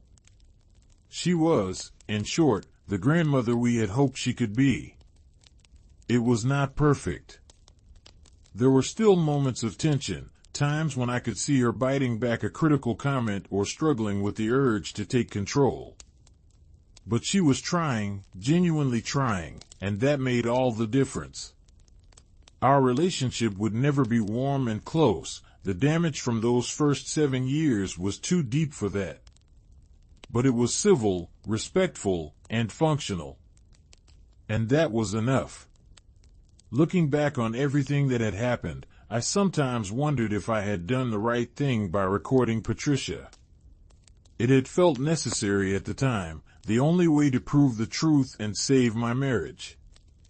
But it had also been a violation, a breach of privacy that had caused immense pain and fractured a family. Dr. Martinez had helped me work through those feelings in therapy. She pointed out that I had been in an impossible situation, gaslit and emotionally abused with no way to prove what was happening to me. The recording had been an act of self-preservation, a way to validate my reality when everyone around me was telling me I was wrong. It was not ideal, but given the circumstances, it had been necessary. And the truth was, as painful as the confrontation had been, it had ultimately led to positive change. Patricia had been forced to confront her behavior and get help. Daniel had been freed from his mother's manipulation and our marriage had been saved. Even Patricia's relationship with us, while different from what she had probably wanted, was healthier and more honest than it had been before. Sometimes the truth hurts. Sometimes exposing lies and manipulation causes pain and conflict. But living in denial, accepting abuse, and letting toxic patterns continue unchallenged, that causes a different kind of damage. A slower, more insidious kind that eats away at your sense of self and your relationships from the inside out. I had spent 7 years trying to be the perfect daughter-in-law, trying to win Patricia's approval through submission and people-pleasing. It had not worked. It had never been going to work, because the problem was not with me. The problem was with Patricia's need to control, her inability to accept that her son had chosen his own path and his own partner. Standing up for myself, demanding to be believed, refusing to accept gaslighting and manipulation, those had been the hardest things I had ever done. But they had also been the most important. They had saved my marriage, preserved my sanity, and ultimately forced the changes that needed to happen. As I sat in the nursery one evening, rocking baby Emma to sleep, I thought about the woman I had been 7 years ago. Young, eager to please, willing to accept crumbs of approval from a woman who would never truly accept her. I felt compassion for that younger version of myself, but I was also grateful I was no longer her. I had learned to stand up for myself, to trust my own perceptions, to demand respect. I had learned that sometimes love means setting boundaries, even when those boundaries are painful. I had learned that you cannot change other people, but you can change how you respond to them and what you are willing to accept. Emma stirred in my arms, making the soft snuffling sounds that newborns make. I looked down at her perfect little face and made a silent promise. I would raise her to be strong, to trust herself, to never accept mistreatment from anyone, no matter who they were or how much she wanted their approval. I would teach her that her worth was inherent, not dependent on anyone else's opinion of her. Daniel appeared in the doorway, leaning against the frame with a soft smile on his face. "You too look beautiful," he whispered. "Come here," I said quietly, and he crossed the room to sit on the arm of the rocking chair, wrapping his arm around my shoulders. We sat like that for a long time, the three of us, a family unit that had been tested and had survived. "I love you," Daniel said, kissing the top of my head. "Thank you for not giving up on us." "I love you too," I said. "And I did not give up on us. I fought for us. There is a difference." He nodded, understanding the distinction. "You did fight for us. And I am sorry it took me so long to fight alongside you." "We are fighting together now," I said. "That is what matters." The road ahead would not be easy. There would be more challenges, more moments of tension with Patricia, more times when we would have to reinforce our boundaries and stand our ground. Parenting would bring its own stresses and conflicts. Life was never simple or straightforward. But we would face it together, as partners, as equals, as two people who had learned the hard way that honesty and trust were the foundation of any lasting relationship. We had been tested by fire and had come through stronger, wiser, more committed to each other than ever before. The recording that had started it all was still on my phone, buried in a folder I never opened. I had thought about deleting it many times, but something always stopped me. It was evidence, proof that I had not been crazy or oversensitive or paranoid. It was validation of my experience, a record of the truth that had been denied for so long. Maybe someday I would delete it. Maybe when enough time had passed and the wounds had healed enough that I no longer needed that validation. But for now, it stayed, a reminder of what I had endured and what I had overcome. Emma fell asleep in my arms, her breathing deep and even. I stood carefully, Daniel steadying me, and laid her gently in her crib. We stood together looking down at her, this tiny person who represented our future, our hope, our second chance at building the family we had always wanted. As we left the nursery and headed to our own bedroom, I felt a sense of peace I had not felt in years. The house was quiet, the air was cool and fresh, and the man I loved was by my side. We had been through hell and had come out the other side. We had faced the worst and had survived. Tomorrow would bring its own challenges. There would be sleepless nights with the baby, difficult conversations with family members, the ongoing work of maintaining boundaries and building trust.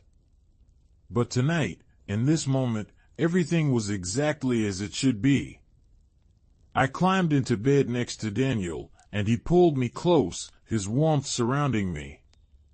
We did not need to talk. We had said everything that needed to be said. We simply held each other, two people who had fought for their love and won.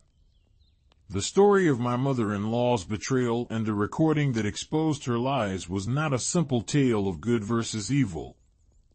It was a complicated, messy, painful journey through family dysfunction, manipulation, and the hard work of setting boundaries and demanding respect. It was about learning to trust myself, to stand up for my truth even when no one believed me, and to fight for my marriage even when it seemed easier to walk away. It was about the price of truth and the cost of silence. It was about the courage it takes to expose lies, even when doing so will cause pain and conflict. It was about choosing honesty over peace, authenticity over approval, self-respect over the desperate need to be liked. And in the end, it was about love. Not the easy, romantic love of fairy tales, but the hard, complicated, choose each other everyday kind of love that real marriages are built on. The kind of love that survives betrayal and doubt and family drama. The kind of love that grows stronger through adversity rather than breaking under its weight. As I drifted off to sleep that night, Daniel's arm around me and the sound of Emma's breathing coming through the baby monitor, I felt grateful. Grateful for the strength I had found within myself. Grateful for a husband who had finally learned to see the truth and stand by my side. Grateful for a future that, while uncertain, was ours to build together. The recording had been the catalyst, the proof that had changed everything. But the real transformation had happened in the aftermath, in the hard conversations and the therapy sessions and the slow, painful work of rebuilding trust and setting boundaries. That was where the real story was, not in the moment of exposure but in everything that came after. Patricia would always be part of our lives, connected to us through Daniel and now through Emma. But she was no longer the central figure, no longer the person whose approval I desperately sought. She was just one person among many, someone we had a relationship with but who did not define us or control us. I had taken back my power, reclaimed my voice, and refused to be silenced or dismissed. And in doing so, I had not only saved my marriage but had also saved myself. I had remembered who I was beneath all the people-pleasing and the desperate attempts to be good enough. I had found my strength, my boundaries, my sense of self-worth that did not depend on anyone else's validation. That was the real victory, not the confrontation with Patricia or even Daniel finally believing me. The real victory was in becoming a woman who knew her own worth, who would not accept mistreatment, who could stand firm in her truth even when the whole world seemed to be telling her she was wrong. The journey had been long and painful, full of tears and anger and moments when I thought I could not go on. But I had gone on. I had persevered. I had fought for myself and my marriage and my right to be treated with respect. And I had won. Not in the sense that everything was perfect now, because it was not. Life was still complicated, relationships were still messy, and there would be more challenges ahead. But I had won in the sense that I had refused to be broken, refused to accept a reality where I was constantly diminished and dismissed. I had insisted on the truth, and the truth had set me free. As sleep finally claimed me, I thought about all the women out there who might be in similar situations. Women being gaslit by family members, told they are too sensitive, too dramatic, too paranoid. Women whose partners do not believe them, who feel alone and crazy and like they are fighting a battle no one else can see. I wanted them to know that they are not alone. That their perceptions are valid. That if everyone is telling you that you are wrong but your gut is screaming that something is not right, trust your gut. Document what is happening. Gather evidence if you need to. Stand up for yourself even when it is terrifying. And most importantly, know your worth. Know that you deserve to be believed, to be respected, to be treated with kindness and dignity. Do not settle for less than that, no matter who is asking you to. Do not shrink yourself to make others comfortable. Do not silence your truth to keep the peace. Because in the end, the only person you have to live with for your entire life is yourself. And you cannot live with yourself if you have betrayed your own truth, abandoned your own needs, and accepted treatment that you know in your heart is wrong. The recording had been controversial, had caused pain and conflict and family drama. But it had also been necessary. It had been the only way to break through the wall of denial and manipulation that had been suffocating me for 7 years. It had been my lifeline, my proof, my validation. And while I would never wish the experience on anyone, I also would not change it. Because it had taught me lessons I needed to learn. It had shown me strength I did not know I had. It had forced growth and change that, while painful, had ultimately made me and my marriage stronger. The house settled around us, creaking and groaning in the night. Outside, the wind rustled through the trees, a soft whisper of sound. Inside, my family slept peacefully, safe and warm and together. This was my home, my sanctuary, my place of peace. And no one, not Patricia or anyone else, would ever take that away from me again. I had fought for this.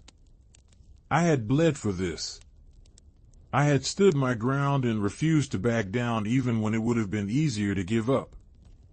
And now, finally, I could rest. I could enjoy the fruits of that battle, the peace that came from knowing I had done the right thing, the hard thing, the necessary thing.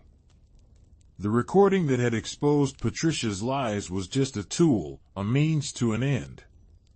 The real story was about finding my voice, claiming my power, and refusing to be silenced. It was about a marriage that had been tested and had survived. It was about a family that had been fractured and was slowly healing. It was about the messy, complicated, beautiful work of building a life based on truth and respect and love. And as I finally surrendered to sleep, Daniel's heart beat steady beneath my ear, I knew that whatever challenges tomorrow brought, we would face them together. We had been through the fire and had emerged stronger. We had learned the hard lessons about trust and boundaries and the importance of believing your partner even when it is uncomfortable. We were not perfect. Our family was not perfect. But we were real, and we were honest, and we were committed to doing better, being better, loving better. And that was enough. That was more than enough. That was everything. The sweet home I had always dreamed of was not the one where everything was perfect and everyone got along. It was the one where truth was valued over appearances, where boundaries were respected, where love meant standing up for each other even when it was hard. It was this home, this imperfect, hard-won, deeply loved home. And as the night deepened and the world outside grew quiet, I held on to that truth. I had fought for my home, for my marriage, for my right to be heard and believed. And I had won. Not because Patricia had apologized or changed, though those things mattered, but because I had changed. I had found my strength, my voice, my unshakable sense of self-worth. That was the real ending to this story. Not the confrontation or the recording or even the reconciliation. The real ending was me, finally at peace, finally secure in who I was and what I deserved. The real ending was a woman who had learned to fight for herself and had discovered that she was worth fighting for.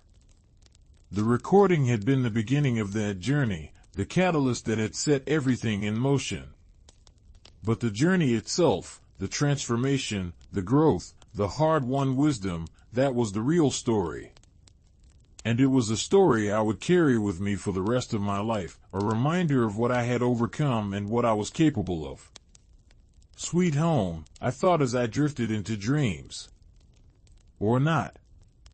The title that had seemed so bitter, so ironic when this all began, now felt different. Because home was not about perfection or the absence of conflict. Home was about truth and love and the courage to fight for what mattered. Home was about people who chose each other, day after day, even when it was hard. And by that definition, I finally had the sweet home I had always wanted. Not because everything was perfect, but because everything was real. Not because there was no conflict, but because we had learned to navigate conflict with honesty and respect. Not because Patricia had become the mother-in-law of my dreams, but because I had stopped needing her approval to feel worthy.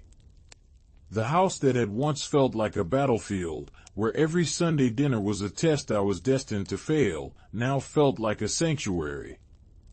The kitchen where I had cried so many tears was now where I made bottles for my daughter and shared quiet morning coffee with my husband.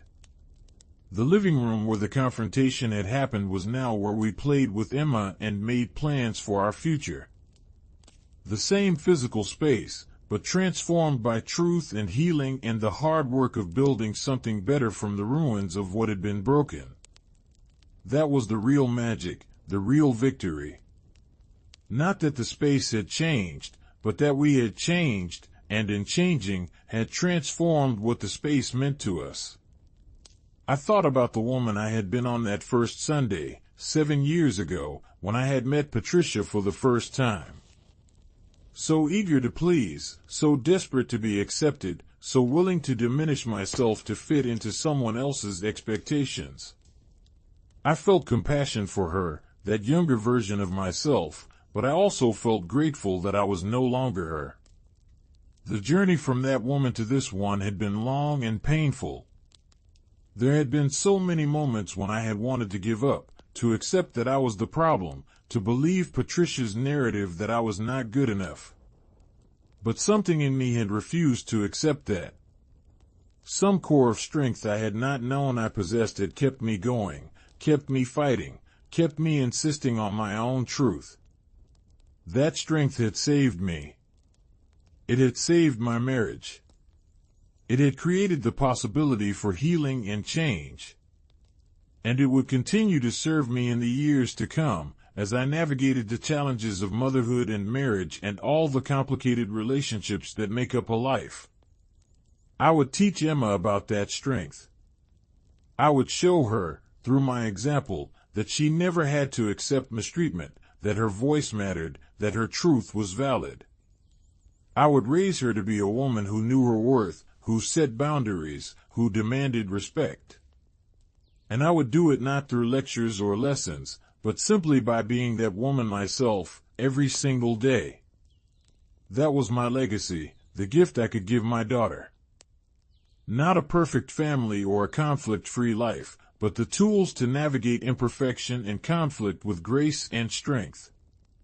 The knowledge that she was worthy of love and respect, not because of what she did or how she performed, but simply because she existed. Daniel stirred beside me, pulling me closer in his sleep. I smiled in the darkness, feeling the solid warmth of him, the security of knowing we were in this together. We had almost lost each other, had come so close to the breaking point. But we had chosen to fight, to work, to rebuild. And that choice, made over and over again in 1,000 small moments, had created something stronger than what we had started with. Love was not just a feeling, I had learned. It was a choice, a commitment, a daily practice of showing up and doing the work even when it was hard. It was believing your partner when they told you their truth, even when that truth was uncomfortable. It was standing together against outside forces that tried to divide you. It was growing and changing and learning together, becoming better versions of yourselves through the crucible of shared challenges. That was the kind of love Daniel and I had now. Not the easy, romantic love of our early days, though that was still there too. But something deeper, more resilient, forged in fire and tested by adversity. The kind of love that could weather storms because it had already weathered the worst and survived. The recording would always be a controversial part of our story. Some people, when they heard about it, thought I had been wrong to do it, that it was a violation of privacy and trust. Others understood why it had been necessary, saw it as an act of self-preservation in an impossible situation. I had made peace with the fact that not everyone would agree with my choice. What mattered was that it had been the right choice for me, in that moment, given the circumstances I was facing. And the results spoke for themselves.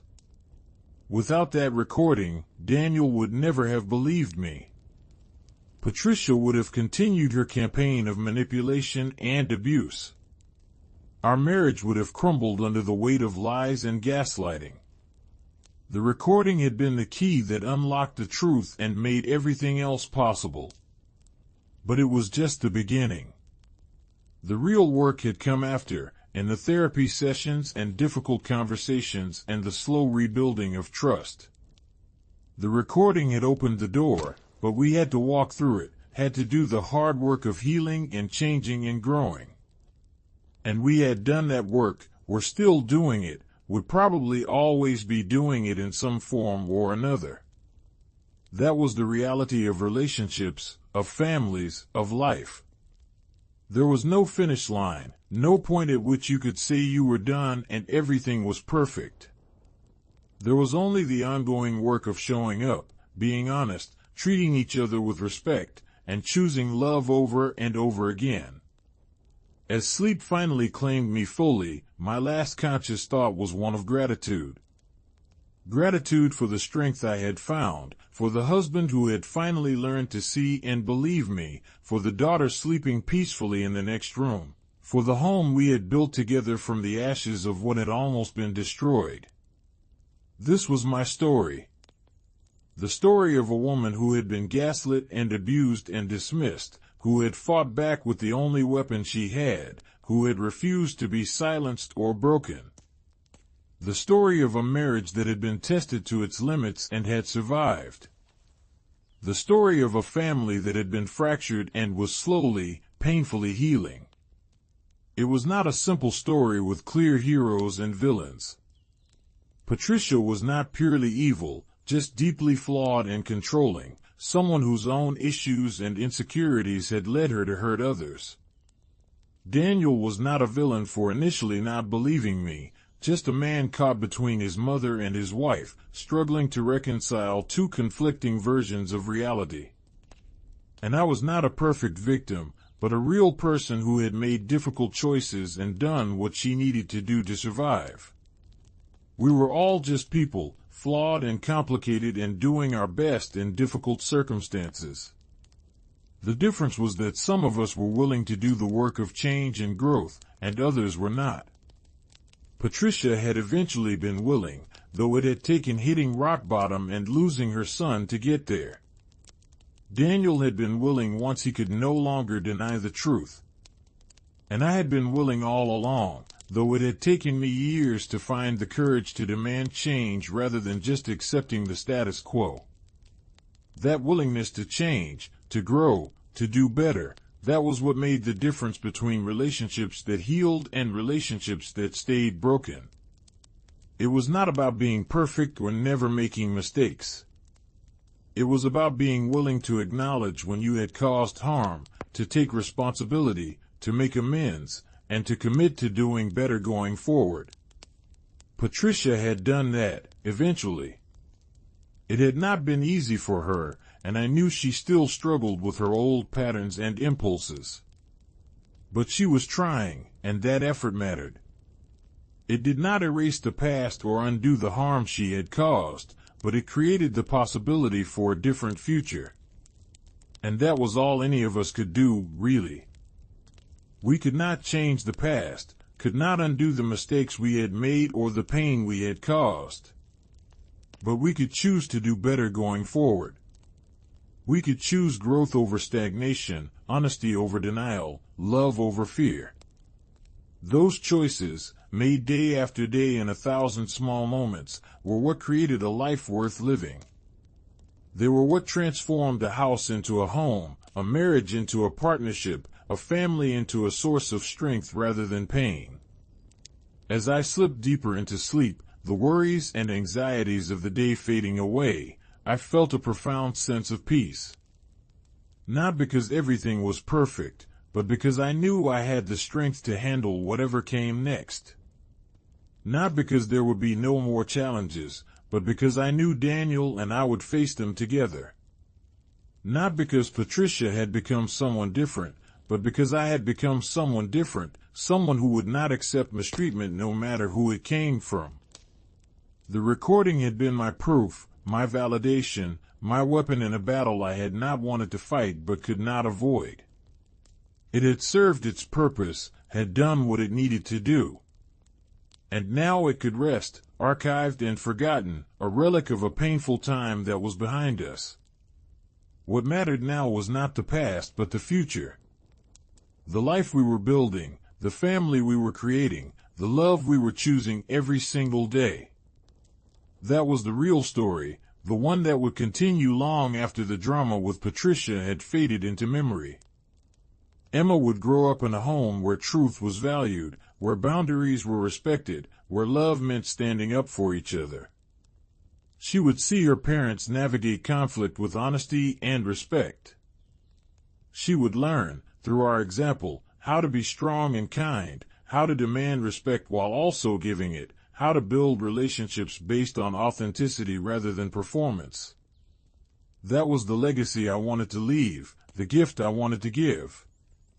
Not a perfect life free from conflict, but the tools to navigate conflict with grace. Not a family without problems, but a family that faced problems together and came out stronger on the other side. The night deepened around us, quiet and peaceful.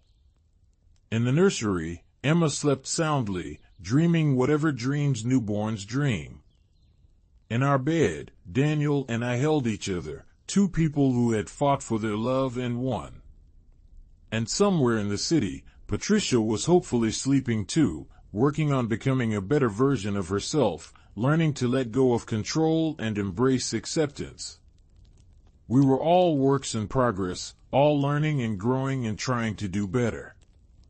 That was the human condition, the shared struggle that connected us all. None of us had it all figured out. We were all just doing our best with the tools and knowledge we had. The difference was in the willingness to keep trying, to keep growing, to keep choosing love and truth even when it was hard. That was what separated those who healed from those who stayed stuck. That was what made the difference between a life of authenticity and a life of pretense. I had chosen authenticity, had chosen truth, had chosen to fight for my right to be heard and believed. And that choice had changed everything. It had saved my marriage, transformed my relationship with my mother-in-law, and most importantly, had helped me become the woman I was meant to be. Strong, confident, unshakable in my sense of self-worth. No longer willing to diminish myself to make others comfortable. No longer willing to accept crumbs when I deserved the whole meal. No longer willing to be gaslit or manipulated or dismissed. That was who I was now. And that was who I would continue to be for the rest of my life. Not because the journey was over, but because I had learned the lessons I needed to learn. I had found my strength, my voice, my power. And no one could take that away from me ever again. The recording had been the catalyst, but I was the one who had done the work. I was the one who had refused to give up, who had insisted on the truth, who had fought for my marriage and my sanity and my right to be treated with respect. I was the one who had transformed pain into growth, conflict into healing, near disaster into triumph. And as I finally surrendered completely to sleep, wrapped in Daniel's arms with the sound of Emma's breathing in my ears, I knew that whatever tomorrow brought, I would be ready. I had been tested by fire and had emerged stronger. I had faced my worst fears and had survived. I had fought the hardest battle of my life and had won. This was my sweet home, hard-won and deeply loved.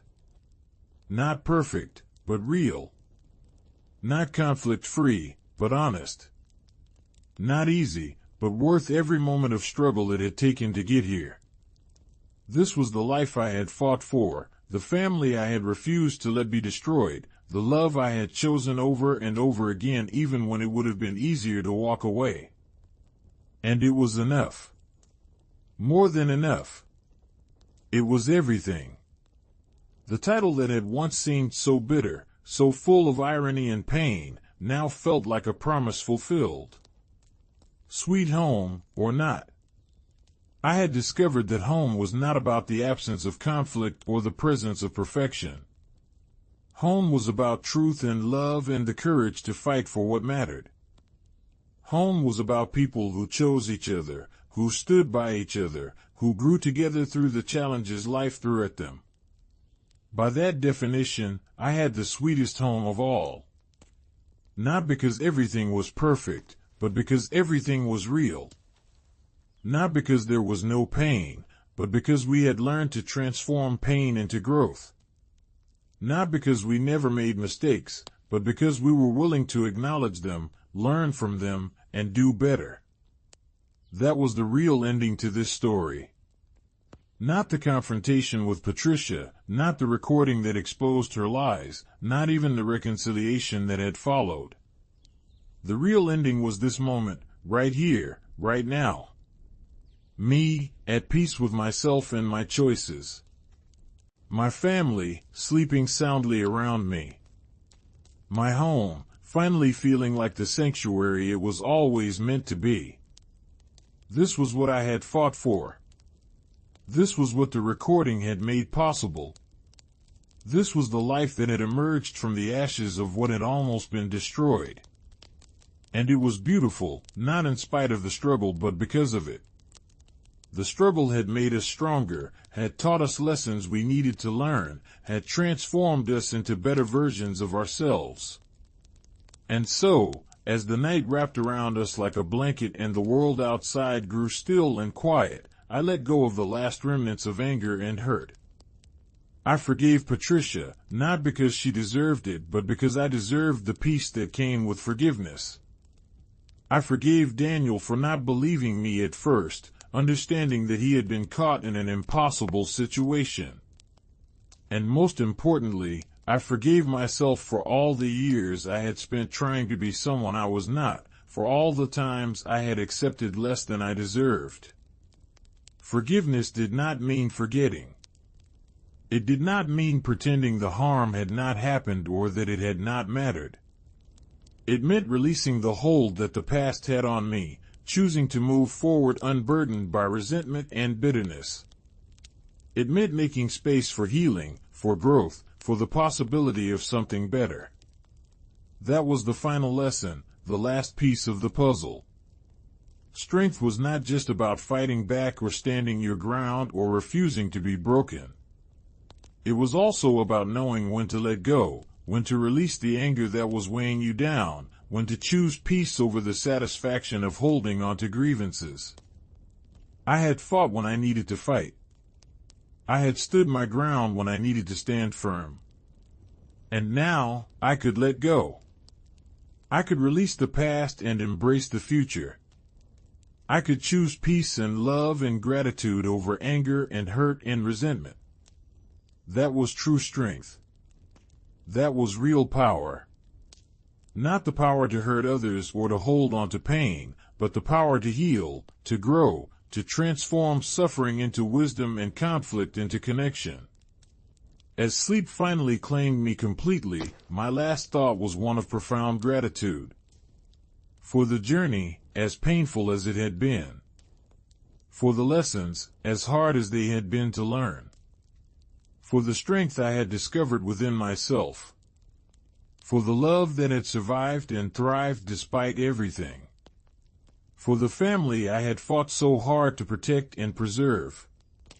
This was my story, the story of how an audio recording exposed my mother-in-law's lies and saved my marriage. But more than that, it was the story of how I found myself, how I learned to stand in my truth, how I discovered that I was worth fighting for. It was the story of transformation and healing, of pain turned into growth, of near disaster turned into triumph. It was a story that would continue, that was still being written with every choice I made, every boundary I set, every moment of love and connection I shared with my family. The recording had been a chapter, an important one, but just one chapter in a much longer story. And as I drifted into dreams, I knew that whatever the next chapters held, I was ready. I had the strength, the wisdom, the courage to face whatever came. I had learned the lessons I needed to learn. I had become the woman I was meant to be. Sweet home, I thought one last time as consciousness faded. Yes, finally, truly, a sweet home. Not because it was perfect, but because it was mine. Not because there was no conflict, but because we had learned to navigate conflict with love and respect. Not because everyone always got along, but because we were committed to honesty and growth and choosing each other every single day. That was what made a home sweet. Not the absence of problems, but the presence of love. Not perfection, but authenticity. Not ease, but commitment. And by those measures, I had the sweetest home of all. The night deepened, the house settled, and we all slept peacefully. A family that had been tested and had survived. A marriage that had been pushed to the breaking point and had emerged stronger. A woman who had found her voice and her strength and her unshakable sense of self-worth. This was the ending, and also the beginning. The end of one chapter and the start of another.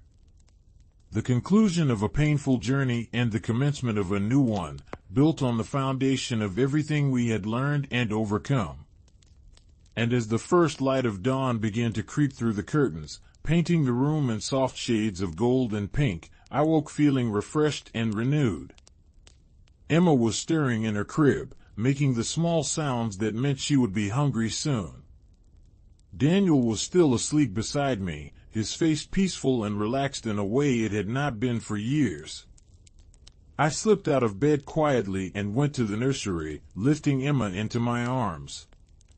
She looked up at me with those wide, trusting eyes, and I felt my heart swell with love so intense it almost hurt.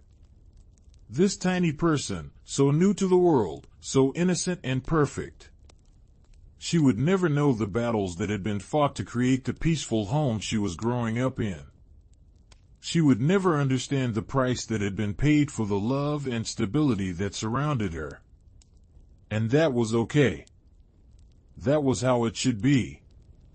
The struggles of one generation should not become the burden of the next. We fought our battles so our children would not have to fight the same ones. We did the hard work of healing and growth so they could start from a healthier place. As I fed Emma, watching the morning light grow stronger through the window, I thought about all the mornings to come. The first words and first steps, the scraped knees and hurt feelings, the triumphs and disappointments. All the moments, big and small, that would make up her childhood and our family story. I thought about the Sunday dinners we would have in the years to come, with Patricia present but no longer dominating, no longer criticizing, no longer trying to control. Dinners where we could all relax and enjoy each other's company, where boundaries were respected and love was freely given. I thought about the conversations I would have with Emma as she grew older, teaching her about self-worth and boundaries and the importance of standing up for yourself. Teaching her, through my example, that she never had to accept mistreatment from anyone, that her voice mattered, that she was worthy of respect and love. I thought about growing old with Daniel, watching our children grow and have children of their own, building a legacy of love and honesty and strength. A legacy that would ripple out through generations, touching lives we would never meet, making the world just a little bit better because we had chosen to do the hard work of healing and growth. That was the real impact of what had happened, the real significance of the recording and the confrontation and all the painful work that had followed. It was not just about saving one marriage or exposing one person's lies. It was about breaking cycles, creating new patterns, building something better for those who would come after us. Emma finished eating and I held her against my shoulder, patting her back gently. She let out a small burp and then settled against me, content and trusting. I breathed in her sweet baby smell, that unique scent of milk and powder and pure innocence, and felt tears prick my eyes. These were not tears of sadness or pain, but of joy and gratitude. Gratitude for this moment, this child, this life I had fought so hard to protect. Gratitude for the strength I had found, the lessons I had learned, the growth I had achieved. Gratitude for a husband who had finally learned to see and believe me, for a mother-in-law who was trying to change, for a family that was healing. Daniel appeared in the doorway, his hair sticking up in all directions, a sleepy smile on his face. "Good morning," he said softly, crossing the room to wrap his arms around both Emma and me. "How are my girls?" "We are perfect," I said, and meant it. In this moment, in this space, with these people, everything was exactly as it should be. We are absolutely perfect. He kissed the top of my head, then Emma's, and we stood there together as the morning light filled the room. A family, imperfect and real and deeply loved. A family that had been tested and had survived. A family that was choosing, every single day, to love and support and believe in each other. This was what I had fought for. This moment, this feeling, this sense of peace and belonging and love. The recording had been the tool, the catalyst, the key that had unlocked the door. But this, right here, right now, this was the treasure that had been waiting on the other side. A sweet home, finally and truly. Not because there would never be conflict or challenges or difficult moments, but because we had learned how to navigate those things together, with honesty and respect and love. Because we had built a foundation strong enough to weather any storm. Because we had chosen each other and kept choosing each other, even when it was hard. That was the real ending to this story. Not a dramatic confrontation or a shocking revelation, but this quiet morning moment. A family together, safe and loved and at peace. A woman who had found her strength and her voice. A marriage that had been tested and had emerged stronger. A home that was finally, truly, sweet. The recording that had started it all was still on my phone, archived and mostly forgotten.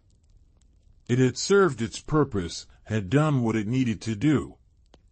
It had been my proof, my validation, my weapon in a battle I had not wanted to fight but could not avoid. And now it could rest, a relic of a painful time that was behind us. What mattered now was not the past but the present, not what had been but what was and what would be. The life we were living, the love we were sharing, the family we were building. That was the real story, the one that would continue long after the drama with Patricia had faded into distant memory. As we moved through the morning routine, feeding Emma and making breakfast and getting ready for the day, I felt a lightness I had not felt in years. The weight of Patricia's disapproval, the burden of trying to be perfect, the stress of constantly walking on eggshells, all of it was gone. I was free to just be myself, to live my life, to love my family without the constant undercurrent of criticism and judgment. It was a freedom I had not known I was missing until I had it. And now that I had it, I would never give it up again.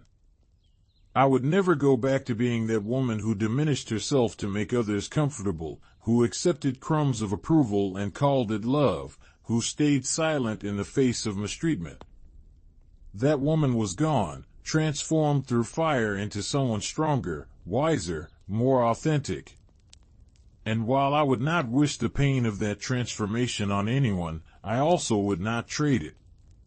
Because it had made me who I was, had taught me lessons I needed to learn, had given me strength I would carry for the rest of my life. As the day unfolded, ordinary and beautiful in its ordinariness, I found myself thinking about all the women out there who might be in similar situations. Women being gaslit by family members, told they are too sensitive, made to doubt their own perceptions. Women whose partners do not believe them, who feel alone and crazy and like they are fighting invisible battles. I wanted them to know that they are not alone. That their experiences are valid. That if everyone is telling them they are wrong but their gut is screaming that something is not right, they should trust their gut. That they deserve to be believed, to be respected, to be treated with kindness and dignity. I wanted them to know that it is okay to fight back, to gather evidence if they need to stand up for themselves even when it is terrifying. That they are worth fighting for, worth standing up for, worth protecting. That they do not have to accept mistreatment just because it comes from family or because speaking up might cause conflict. Most of all, I wanted them to know that there is hope. That situations that seem impossible can change. That people who seem irredeemable can sometimes grow and heal. That marriages that seem broken can sometimes be repaired. That the strength they need is already inside them, waiting to be discovered. That was the message I would carry forward, the lesson I would share whenever I had the opportunity. Not that recording people without their knowledge was always the right answer, because it was not. But that standing up for yourself, insisting on the truth, refusing to be gaslit or manipulated, those things were always right. Always necessary. Always worth doing, no matter how hard or scary they might be. The day passed in a blur of ordinary moments that felt extraordinary because of the peace that infused them. Emma napped and woke and ate and played. Daniel worked from home, popping in throughout the day to steal kisses and cuddle with his daughter. I caught up on household tasks, but without the frantic energy that used to drive me, without the desperate need to make everything perfect. It was enough to make things good enough. It was enough to be myself, flaws and all.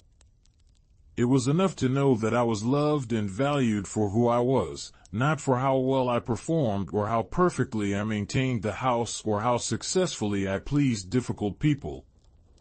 That evening, as we sat together on the sofa after putting Emma to bed, Daniel turned to me with a serious expression. "I have been thinking," he said, "about everything that happened with my mother. About how long it went on and how I did not see it." I squeezed his hand, encouraging him to continue. "I want to make sure it never happens again," he said. "Not with my mother, not with anyone.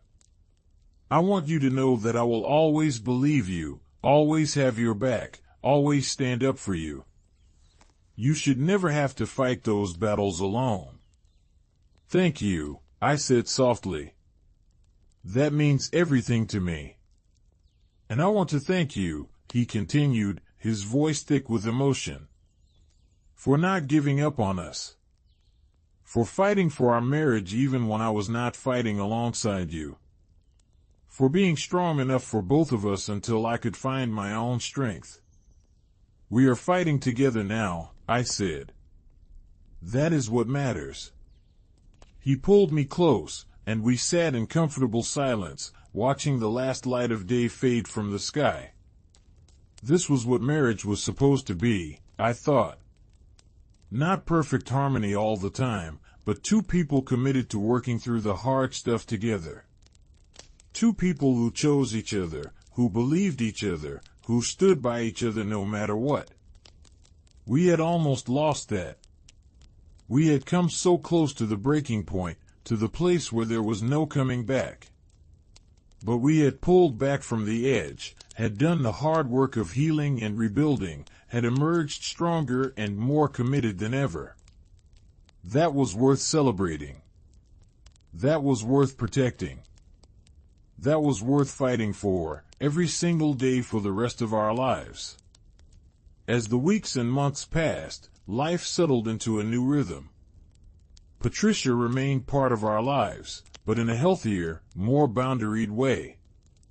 She visited once a month, always respectful, always careful with her words. She was learning to be a grandmother without trying to take over, to offer support without criticism, to love without controlling. It was not always easy for her. I could see the struggle sometimes, the way she would start to say something critical and then catch herself. The way she would bite her tongue when she disagreed with our parenting choices. The way she was learning, slowly and imperfectly, to let go of her need to control everything and everyone around her. But she was trying, and that effort mattered. It created space for healing, for the possibility of a relationship that, while never warm and close, could at least be respectful and functional. And that was enough. More than enough, really, given where we had started. Emma grew and thrived, a happy baby who smiled easily and laughed often.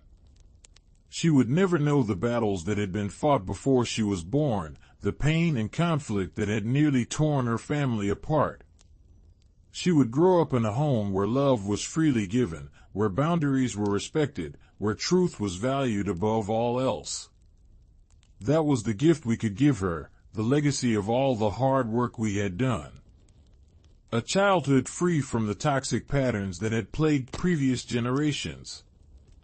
A foundation of love and security and honesty that she could build her own life upon. And as I watched her grow, as I saw her personality emerging and her spirit shining through, I felt a deep sense of satisfaction. This was why I had fought so hard. This was why I had refused to give up, to accept the unacceptable, to stay silent in the face of abuse. Not just for myself, though that would have been reason enough.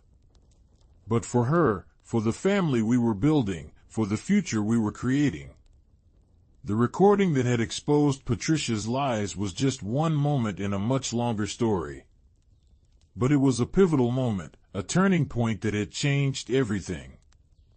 It had been the catalyst for growth and healing, the key that had unlocked the door to a better future. And while I would never forget the pain of that time, the fear and anger and hurt, I could look back on it now with a sense of peace. It had been necessary. It had been worth it. It had led us to where we were now, and where we were now was exactly where we needed to be.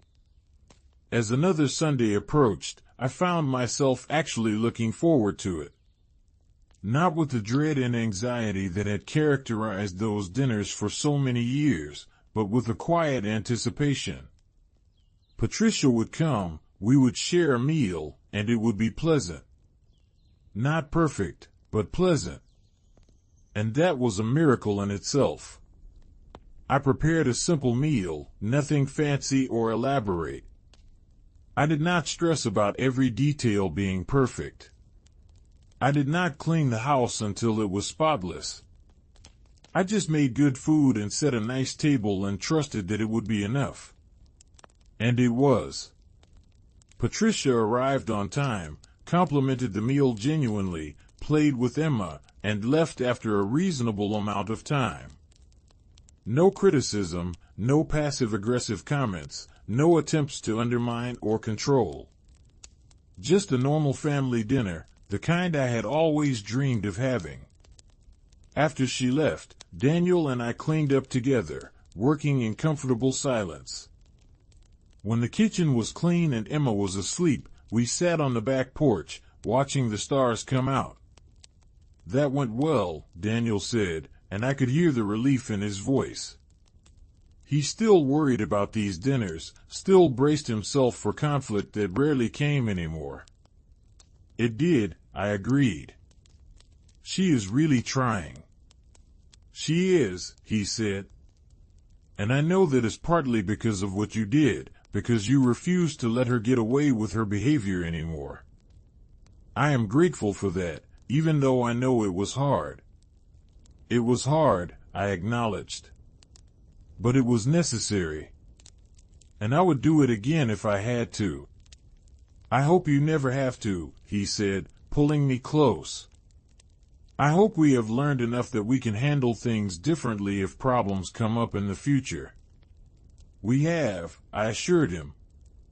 We are not the same people we were back then. We are stronger now, wiser. We know how to communicate, how to trust each other, how to face problems together. He kissed the top of my head, and we sat in silence, listening to the night sounds around us. Crickets chirping, a dog barking in the distance, the rustle of leaves in the breeze.